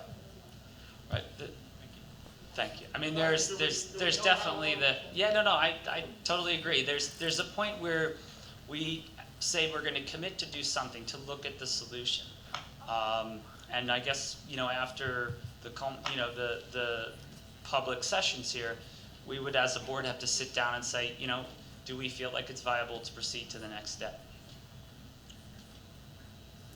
These guys were first with the hand up. It's all right. So the question I have, and it sounds very interesting, you know that about 8 years ago, we presented something from the Committee to Save St. Paul's, and it was going to cost $10 million, and people had convulsions. Yeah. They didn't do it. This is very interesting to me because if in fact you're going to drive revenue, that's going to then take the burden off of the taxpayers of this, is that what all this is all about, in the sense of driving revenue so that the taxpayers are not? Yes, that's the best scenario, right? That we make the best decisions that allows for the community to get this at the most cost-effective way possible, without a doubt. That's what we're doing. And the ongoing maintenance of it also. Of course. Which I think, you know, Brian mentioned in the beginning, there are companies you can bring in who run these, and they're aggressive about booking the turf time, booking the ice time. You know, they're competitive, they market themselves, they get the rates out there. You know, there's lots of ways to skin that cat for sure. But without a doubt, the interest of this board in particular is to do it with as little off the community's skin as possible. Frank. Good evening. Having been involved in this project since 1993, having chaired the mayor's Committee to Save St. Paul's back in 1996, and having been an opponent of the assisted living and many of the other items that have come across this community in the last 25 years, this is creative. This is a very significant step forward, and I'd like to commend you for that. What is most interesting to me, although we can focus all of our time and attention on the athletic aspect of it, which is real, I think we should think of that as the revenue side of this project. What I think is more interesting is what I call the two most important points. One, what are we doing for our daughters? And two, what are we doing for our home values? Let me address one at a time. 2 miles from here, Chaminade High School has a 26,050,000 square foot STEM center where many people from this community will be looking to send their sons. The impact on our schools and on our athletic programs, I believe, will be significant. It is already having a significant impact on the private schools in New York City, where if you're a parent, you can send your son out here for significantly less than you can in Midtown Manhattan for a better price. Even if you can't send your son, where are you going to send your daughter? In a world where we will soon be inundated by artificial intelligence, machine learning, and big data, if you don't have those capabilities, you're going to be at a disadvantage. The appeal of St. Paul's to me is in that unprogrammed space. The ability to have, in addition to revenue generating from the athletic fields, is to have it from the performance space, as also to set up our own STEM center here in Garden City, which would be a magnet for any number of different communities, and which we could use to distribute their programs and support us in a manner which would help support the overall goal here of preserving St. Paul's. Number two, if you do have a vibrant community center, performance center, STEM center, not only are you helping your daughters, you're helping your real estate values. It would be significant if you look at the difference in the communities that have real community centers, what the community park did for Garden City when we converted that from a landfill and incinerator to a broad community sports park. What we have here is an opportunity to take sports and subsidize our performance, our senior center, and our STEM center. And I'd like to commend you for that. Thanks. Thank you.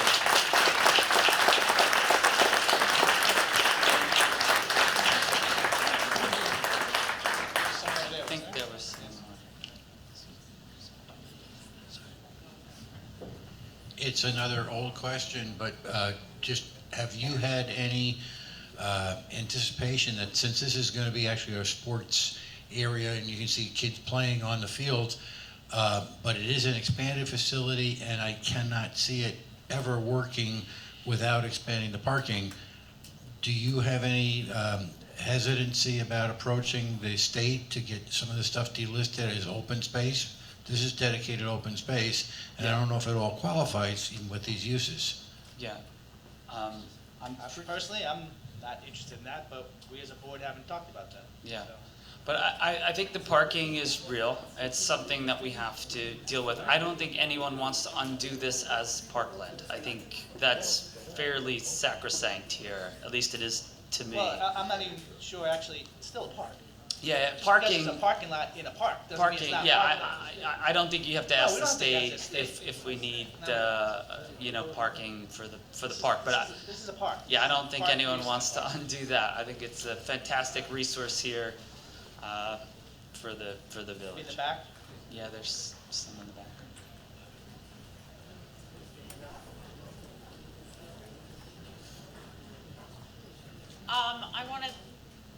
I want to tell you that I think you did a great job in presenting this tonight. However, I've been here for the long haul as well, and I think that it was very offensive to hear that it's really none of our business as taxpayers. Number one. Number two. I'm sorry, I'm sorry I didn't hear you. I'm sorry. Number one, I think it was offensive when you said that we really don't have you don't have to give us the right to a vote. You don't have to let us. No, it's just merely stating that I don't think it's I'm just saying required. that's offensive, number Yeah. one, which really is, as a taxpayer for a long time, really should never be said to a taxpayer. Number two, I think that there are a lot of different things that could be done with that building, and you've not given anybody the opportunity to provide any other suggestions. And I know it's a big issue because I've been here for the long haul, so everybody's got an opinion. So I respect that, but what you're suggesting is massive arena spaces, which has anybody done a traffic study? I mean, has anybody decided how we're going to get the massive amounts of people into a hockey rink or a soccer stadium or anything else? What's it going to do to the area? Yeah. I I mean, think- what? And you've already designed this, spent Yeah. thousands of dollars, but you don't have an idea as to the cost of this Yeah. or how it's going to be revenue neutral. I really think you've put a lot of carts before the horses, but unless you're not saying that you know what you've got going here. Yeah, I mean, no. I know I'm in a building in New York, and it cost us $3 million in the residence to put a cooling tower and an elevator. Oh, yeah. So that's an $80 to $100 million project, in my opinion. And how is that going to be revenue neutral to the taxpayers? Yeah. You must have some idea before you've gone this far. Yeah, so one thing I would say is this is a concept, and I know you've heard that a bunch of times, but you see the drawings and you see they look, like animation and they look really well perfected, but they are not. This is a very, very, very preliminary scheme. Nothing is completely worked out because we simply haven't done it yet. We haven't gotten that far. Yes, there's always an element to any construction project, any project like this, where you have to take some assumptions, you have to take a little bit of a leap to get some things on paper, to start a discussion, get a bunch of people in a room and throw darts at it, which is what we're doing right now. We do not have all the answers. At the beginning of this, we didn't say, this is what it is, and we're going to start Thursday. We've got all the answers, don't worry about it. That's not what it is, okay? So we are trying to present to you a concept to elicit some feedback. I love the survey idea. I think that's great. That's a very low-cost way of getting lots of feedback and lots of input, and for us to collate those ideas into the next steps. Sorry, I have one last question. How long will it take you to present the village with a plan to prevent further deterioration? And is the board committed to make those steps in order to preserve the building now? Because it hasn't been done, as you said, by the board in a long, long time. I think ever is probably a fair statement, but how long would that take, Carlos?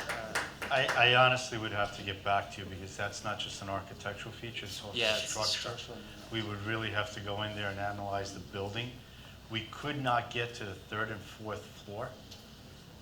So the first component to that would be the building would need to be cleaned because we can't access it.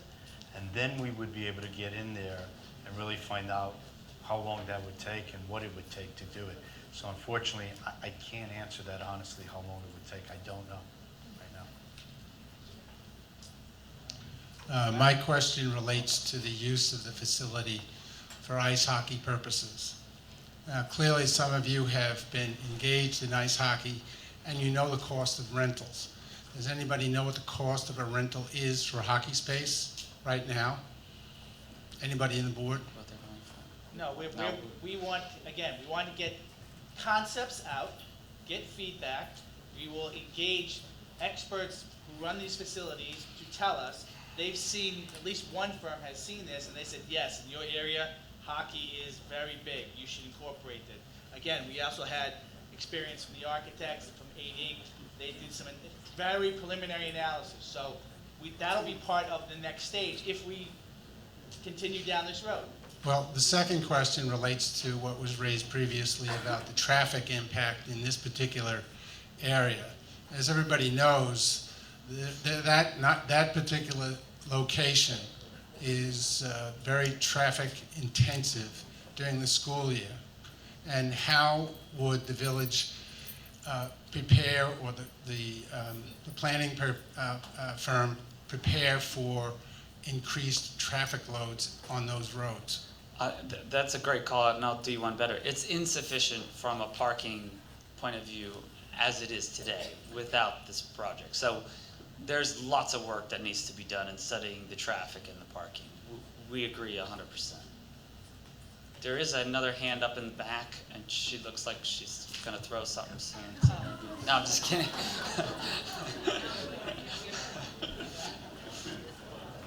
You can go first. All right, sorry, hi. I just wanted to put a little positivity into the evening by saying I really enjoyed the presentation, and I'm really excited about the project, if this is what it ends up being. I'm a young mom in Garden City with 2 little boys, and this couldn't be any more perfect, and not just because of the sports aspect, but because there'll be a place that they can go that's positive, whether it's art or music or sports. So I'm really excited about it. I think you all did a really brilliant job, so thank you. Great, thank you.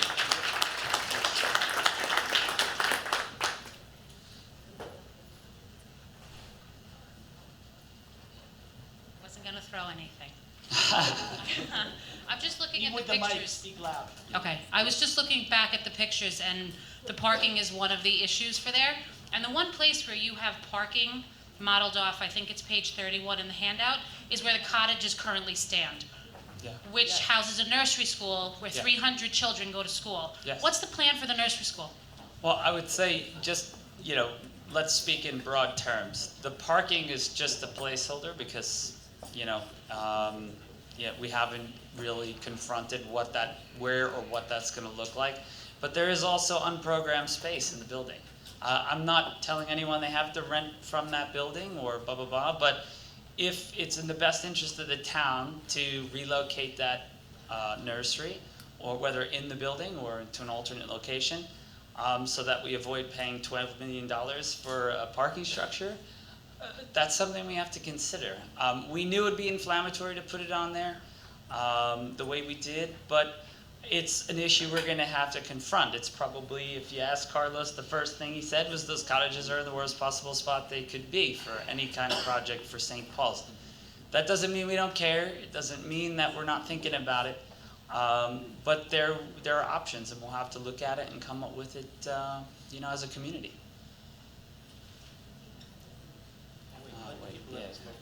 I've lived in Garden City for over 20 years, and St. Paul's, nothing has ever happened with it. It's a disgrace.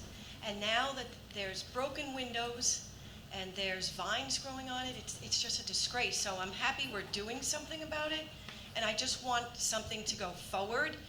But I don't like this. I live right near St. Paul's, and I'm very concerned about building up, this area again, and actually putting more traffic around. I mean, it's horrendous now. I pass St. Paul's all the time. I mean, you're really like belittling the traffic situation, and it's huge. And now you're talking about bringing more people into the community. We have 555 Stewart going on now with 150 apartments. That's horrendous. I mean, I really commend that we're going forward and doing something with St. Paul's, because it's really so sad. Yeah. But I don't really want to expand it. Yeah, I mean, again, all things that we need to look at in the study. First, decide obviously on the usage, and then see what kind of draw it's going to have. I know that animation had this NHL experience inside. I never had that many people at a youth hockey game in my life. I think it was like my dad and 6 other dudes drinking Dunkin' Donuts. So let's be honest, it might be a little ambitious, but let's put it this way: it can't be any worse than the lacrosse tournaments that are there today. And primarily this is an indoor facility that's primarily going to be used in the wintertime, at least I would think, for the sports that are in there in a more of a spectator way, or people showing up. It doesn't mean we don't make provision for it. I mean, I've talked about this to some other people earlier, but consider that the high school just had to have their graduation in the gym. Because it rained, and talk about a worse or less heroic way to graduate high school in that dirty gym. So, that you could do that here. You can, which would draw a lot of people. It's definitely something we have to deal with. We will have to deal with the traffic in the parking. Steve Supers had his hand up for a while. Thank you, Louis. Steve. Has there been any consideration about essentially cutting that project in half? Not going beyond the existing building, which would essentially just eliminate that top field. So even where the ice hockey rink is within that building, and then going up from there, from a cost perspective and maybe from a usage perspective, it might be a much more modest and For sure. appropriate Building plan. half would be half, but it also depends on what you're going to put. Yeah, that's what I was Of going to course. say. So it's Soccer program. field is bigger, a lacrosse soccer field, multi-purpose with a track, is bigger than a hockey rink. Correct. So it wouldn't fit. Correct. Right, so you'd end up one of the with just- alternatives right. would be not having that field. It's a balance, Steve. Which- Like we said, even going into design phase on this and then putting in the actual programming, it's going to be a balance. We're going to arrive at things that we think are important, or that we get the information that the ROI is better or worse, and then we'll make the decisions. This is probably the all-in concept, right? And as you're an architect too, you know that things go up and down. They modulate based on budget. You can have high hopes renovating your kitchen at home, and then you see the cost for the Sub-Zero, and you say, well, maybe a Kenmore's will do just fine, and we haven't gone through that Actually, process yet. Louis, we did, there was a much bigger version. Yeah. We've cut back. Yeah. Believe me. Yeah, we cut this was back. a happy Well, meeting. my question was, are you developing multiple scales of the same project? I would try to see where ultimately is the appropriate way to go. slot in. I think that's in design phase. I mean, this is concepting. We're not ruling anything out, but that really truly is part of design phase, and that's also part of value engineering the project. You know what I mean? So there's a modulation for sure. Ryan? Mayor Dorney, Trustee Menudo, I want to tell you that this presentation was very informative, and I fully support an adaptive reuse of the building. However, we may not be able to get to that point, as some of you may recall what happened to St. Mary's School. Back in April, I pointed out the numerous windows on the ground floor level of the building which are open. I even showed a picture of me practically jumping through one of those windows. We don't need any plan from the esteemed architects. All you have to do is send 2 of the village crew there, and that should be done immediately. I'm sure everyone here will agree with me to secure those windows and any other easy entrance points to the building, so that perhaps this will become a reality someday. Yeah. But just to be clear, we do need a plan on how to do it. You agree with that, on how to temporarily at least... No, we don't. I offered my services with one other person to go there to secure the building for free. In other words, I mean, fixing a window is great. But you don't disagree with getting a plan together from the architects. Of course, but let's secure the building. I just wanted to make Yes. sure that's what you were saying. That's Okay, thank you. Hi, I'm Trustee Bob Bollebrook. Let me just address the window issue. This has been brought to me several times, so let's understand what we have. One of the things that they mentioned is they went to the first and the second floor. They did not go to the third and the fourth floor. The reason for it is, over the years, as the exposure and all the animals and everything else came in, you now have an unsafe condition. The people who would fix the glass will not go in there. It is a safety hazard. I am not going to, nor will these trustees or any of our trustees, tell our village employees to go into a situation which has been deemed an unsafe hazmat situation. So the reality of it is, as difficult as it is to see broken windows, they have to remain until we decide to clean the insides and then fix what's in there. So that's the reason why your suggestion that all we need to do is send people in there and patch up the windows and everything else like that cannot be done. You would be putting those individuals at risk, and the people who do this for a living will not do it. We went to 3 companies. Kevin Acker contacted many people. So I just wanted to have everyone understand, on this one aspect, this cannot be done. You may think it can, but it cannot. Folks, it can be done from the exterior, very easily. Okay, thank you. Next comment? Making sure we don't Okay. lose. Thank you. I happen to be watching CBS tonight, the news that runs between 5 and 6 in the evening. And they were quoting people from the village, interviewing people, and showed a picture of St. Paul's and also interviewing you.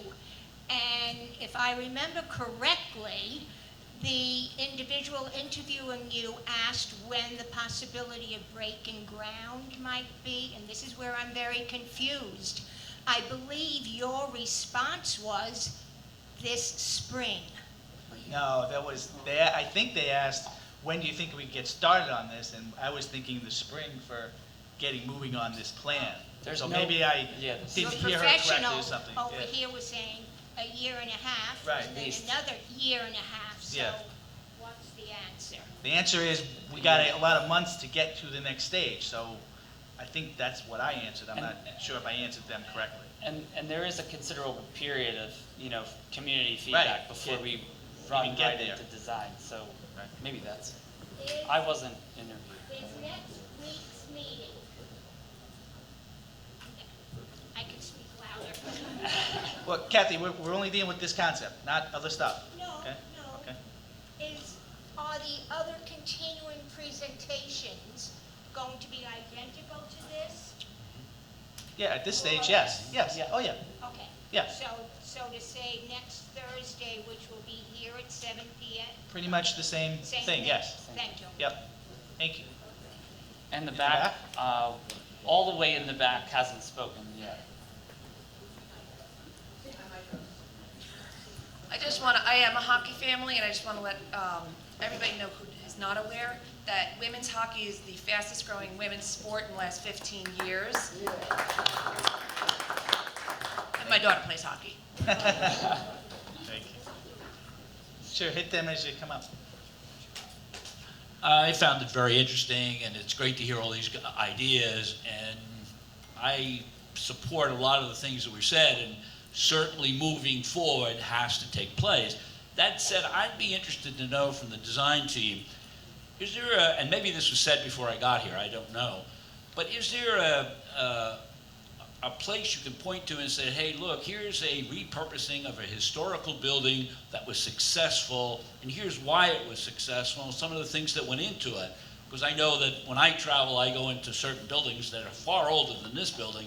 They've been wonderfully repurposed. You know, the community is benefiting from it. So I think there's a tremendous opportunity here. Certainly there are a lot of concerns and a lot of history. But I'd just be interested to know if you could point to something and say, hey, that was a real good example of what we're talking here, certainly not this particular building. Yeah. Right. In the beginning of the presentation, there were 3 projects that we illustrated that were repurposed.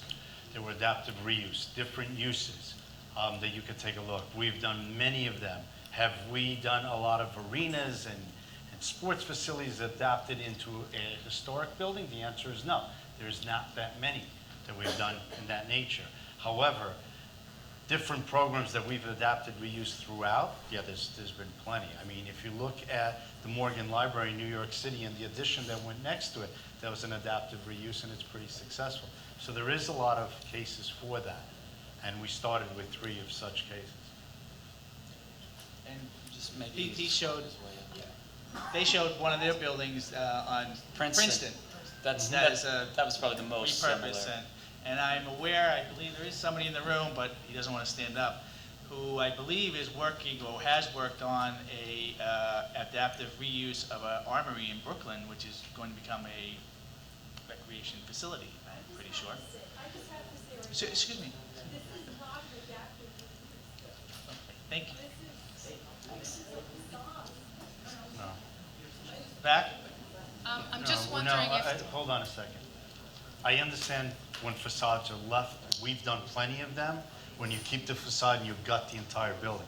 That's not what we're doing here.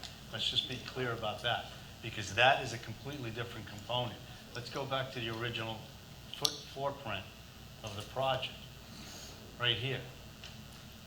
From here, all the way back, including the front, is remaining. What you're speaking in reference to is when the facade is retained and everything is gutted, which is a lot of condos in New York City do that with landmarks preservation. They'll keep the facade and they'll build behind it. We are keeping all of this, including the we're removing this component and this component and that component.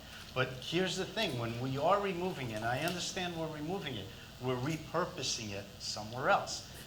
Is it the perfect solution? Maybe not. All I'm saying is it's a solution to save the remaining parts of the building. And I'm sure not everybody here is going to agree with that. It's not in light of restoring or preserving an entire building. I get that. We're just addressing the issues in the best way we possibly can. Excuse me, but it's not miss, just keeping the are you a facade. resident? Have you been here for like all of the iterations? Are you a resident? I'm the preservation director at Preservation Long Island. So are you familiar with like all of the... St. Paul's School was listed, our inaugural list No, of she's- endangered historic places on Long Island. Yeah. Just so, For the sole fact, though, I should say, Yeah. and I'd just like to get this out.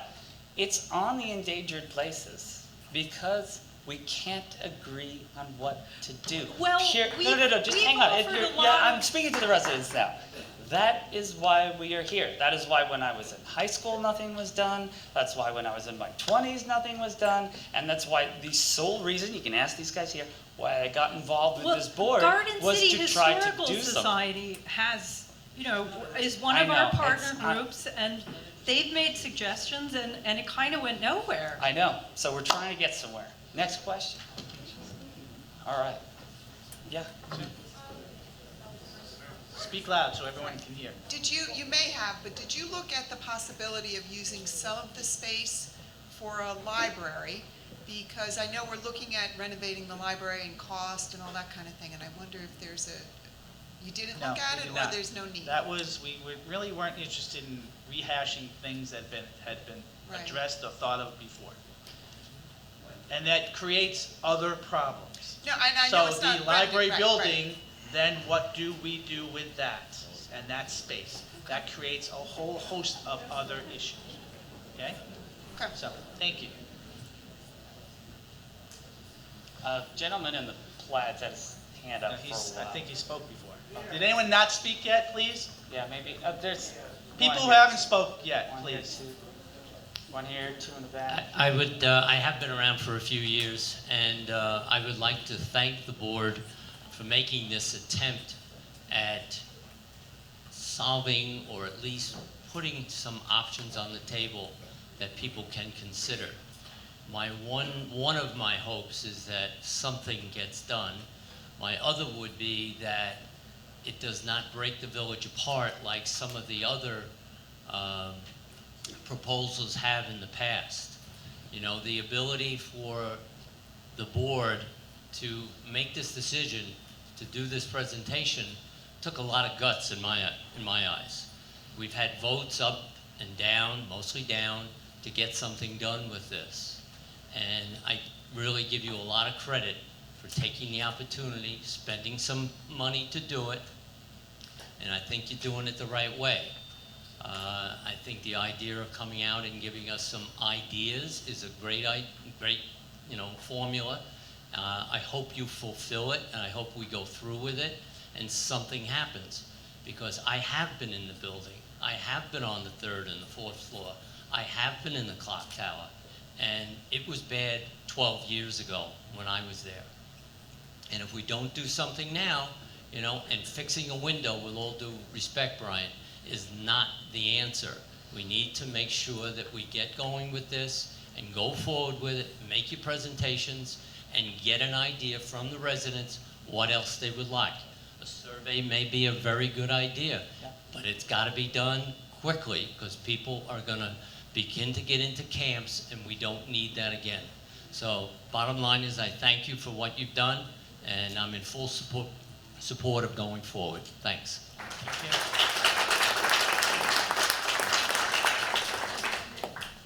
I think conceptually, and that's what the idea is, that this is a conceptual idea, I think it's incredible, because I've watched as St. Paul has deteriorated. I do have one concern that I do think needs to be thought of if it does move forward.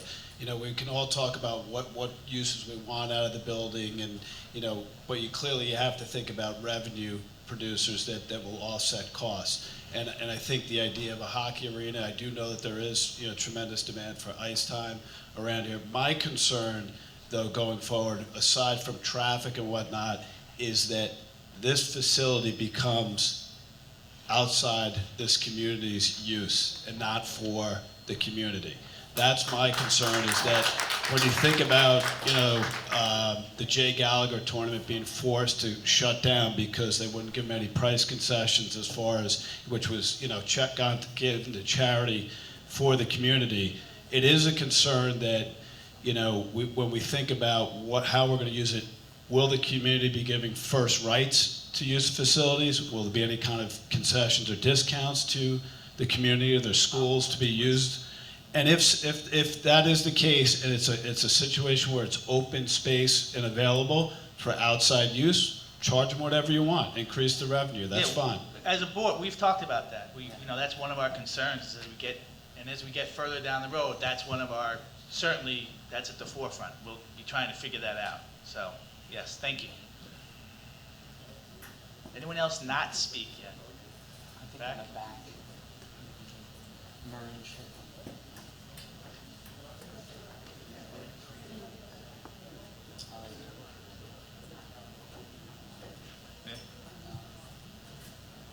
And I think there was one on your right there? Yeah, Right behind you. past them. On your right? As far as protecting the windows in St. Paul's, we recently did an exterior plexiglass panel installation on the Historical Society building right next to the senior center. I'd like to see maybe polycarbonate or plexiglass panels could be in place from the outside, so nobody has to step inside the building to make these repairs. Vinnie Muldoon did this repair for us for nothing, and maybe you can ask him how it's done. Thank you. behind you. I was wondering whether there were any other options that were presented to us by any other builders or designers for ideas for St. Paul's, or whether this is the only one that we have to look at. Not that I think this is a good concept, but I would like to have some other ideas that's not going to impact the area with traffic. This is going to change that whole area into a very, very busy area. And the people that live surrounding that area, or even people trying to go either east or west on Stewart Avenue, are going to have a nightmare. And you can't get away from it. That's where you're bringing in a facility that's going to have a lot of attraction, and you're going to have people from outside the village using it, and it's going to be a nightmare, and that's my main concern regarding that. Thank you. Right behind you? Just jumping off of her point, oh, sorry. Oh, I'm sorry. Well, if you want us to come up with 100 different uses and layouts, we're going to be continually spending money on layouts and uses. So we hired 3 of the best people in the best firms in the world to help us develop a concept centered around certain things, absolutely.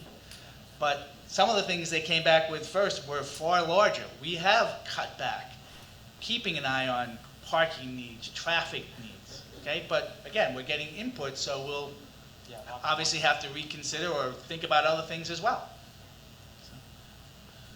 I would like to know if the board has considered the proximity of St. Paul's to the middle school in terms of traffic safety and keeping our students safe. Could you address that, please? Yeah, I think Carlos had a slide in the beginning kind of showing that, it actually is not quite a residential area there, that it is actually, laid out and planned to handle the traffic as such around the middle school up through Rockaway. Like I said, it can't get any worse than the Saturday and Sunday lacrosse tournaments, but there's something that has, of course, we have to, account for all the traffic. Again, a lot of the traffic has to do with what functions we put in and how big of a venue we create, right? So if it's just the kids playing, how many spectators do we account for, and what do we think we're going to draw when we do that? Just to add to that, the parking without a doubt is one of the most key important components of it, and we had discussions early on. This first phase was really to get more of a feel for whether this is amicable to the entire community. The next steps moving forward, 100% has to be a traffic study, has to be parking, and yes, it has to be a balance. Do you put, and I'm exaggerating, a 50-seat arena, or do you put a 1,000-seat arena? You may want 1,000, you may not get that. Why? Because of the parking. The next steps from here would be to address all these issues, the traffic component, the parking component, and how do we do the parking component based on what the programming is. There's never a project that starts with this vision and ends it exactly like that. That's not going to happen. You're going to get the input from the community, and it's going to be a progress. And I think what I'm hearing from everyone out there is you want to start. If you don't start, you're going to lose this building. Whether you're a reservationist, whether you don't believe in the building, whether you want to tear it down, whatever your feelings are, I'm telling you, you're going to lose it. You may not believe that, but it's deteriorating pretty quickly. And I'm saying move it forward. It doesn't have to be this, but definitely move it forward. Move the process forward to get what you all want. And at the end of the day, don't lose your building. Yes, ma'am.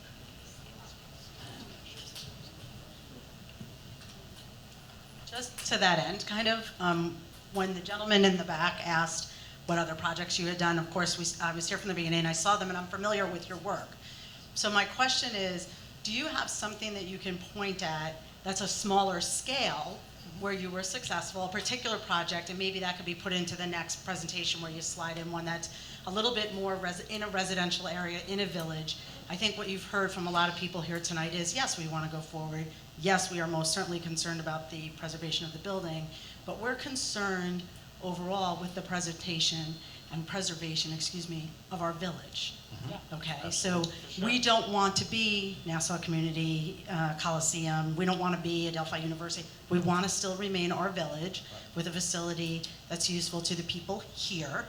And then perhaps we can creatively finance a way to do this. So if you had something that was maybe a smaller scale in a residential, something more similar, that might be helpful for all of us to look at. It's good feedback for the next presentation too. Maybe we could do a little homework and Right, we can definitely give you that information, but the young lady that said with the survey, I think that's what's gonna help us as designers. Yeah.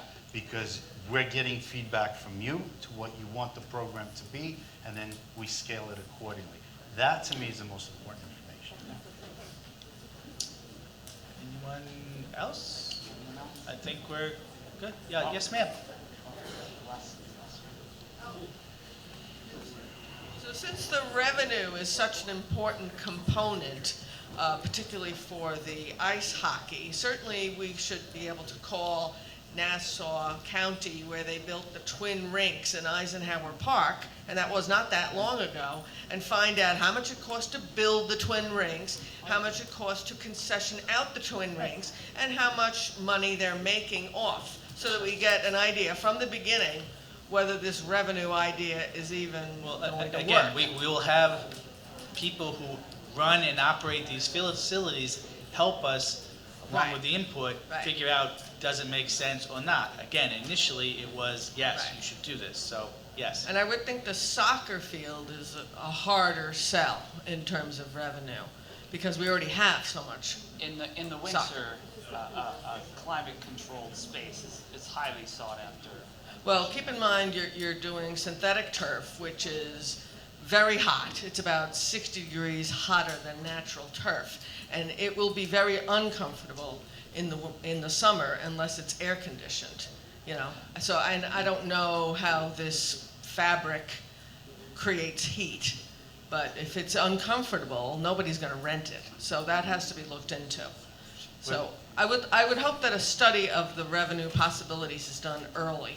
Yeah. So if Yes. that's, But again, once we have to get to the uses we're talking about, you just can't throw out 100 possible uses and do a study on each possible use. We gotta kind of narrow it down and get a feel. personally, to me, I would rather see the synthetic turf soccer maybe eliminated. And, you know, I think that is adding a lot of expense, as someone else mentioned, and maybe not necessary or viable as a revenue stream. Thank you. Okay, I guess we're done. Thank you. Thank you very much.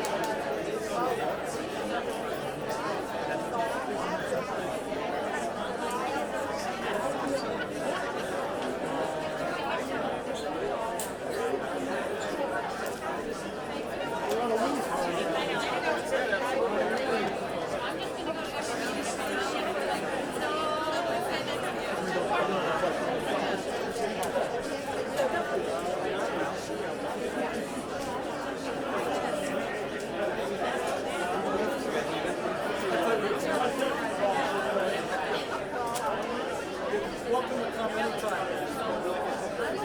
I'll leave it for you.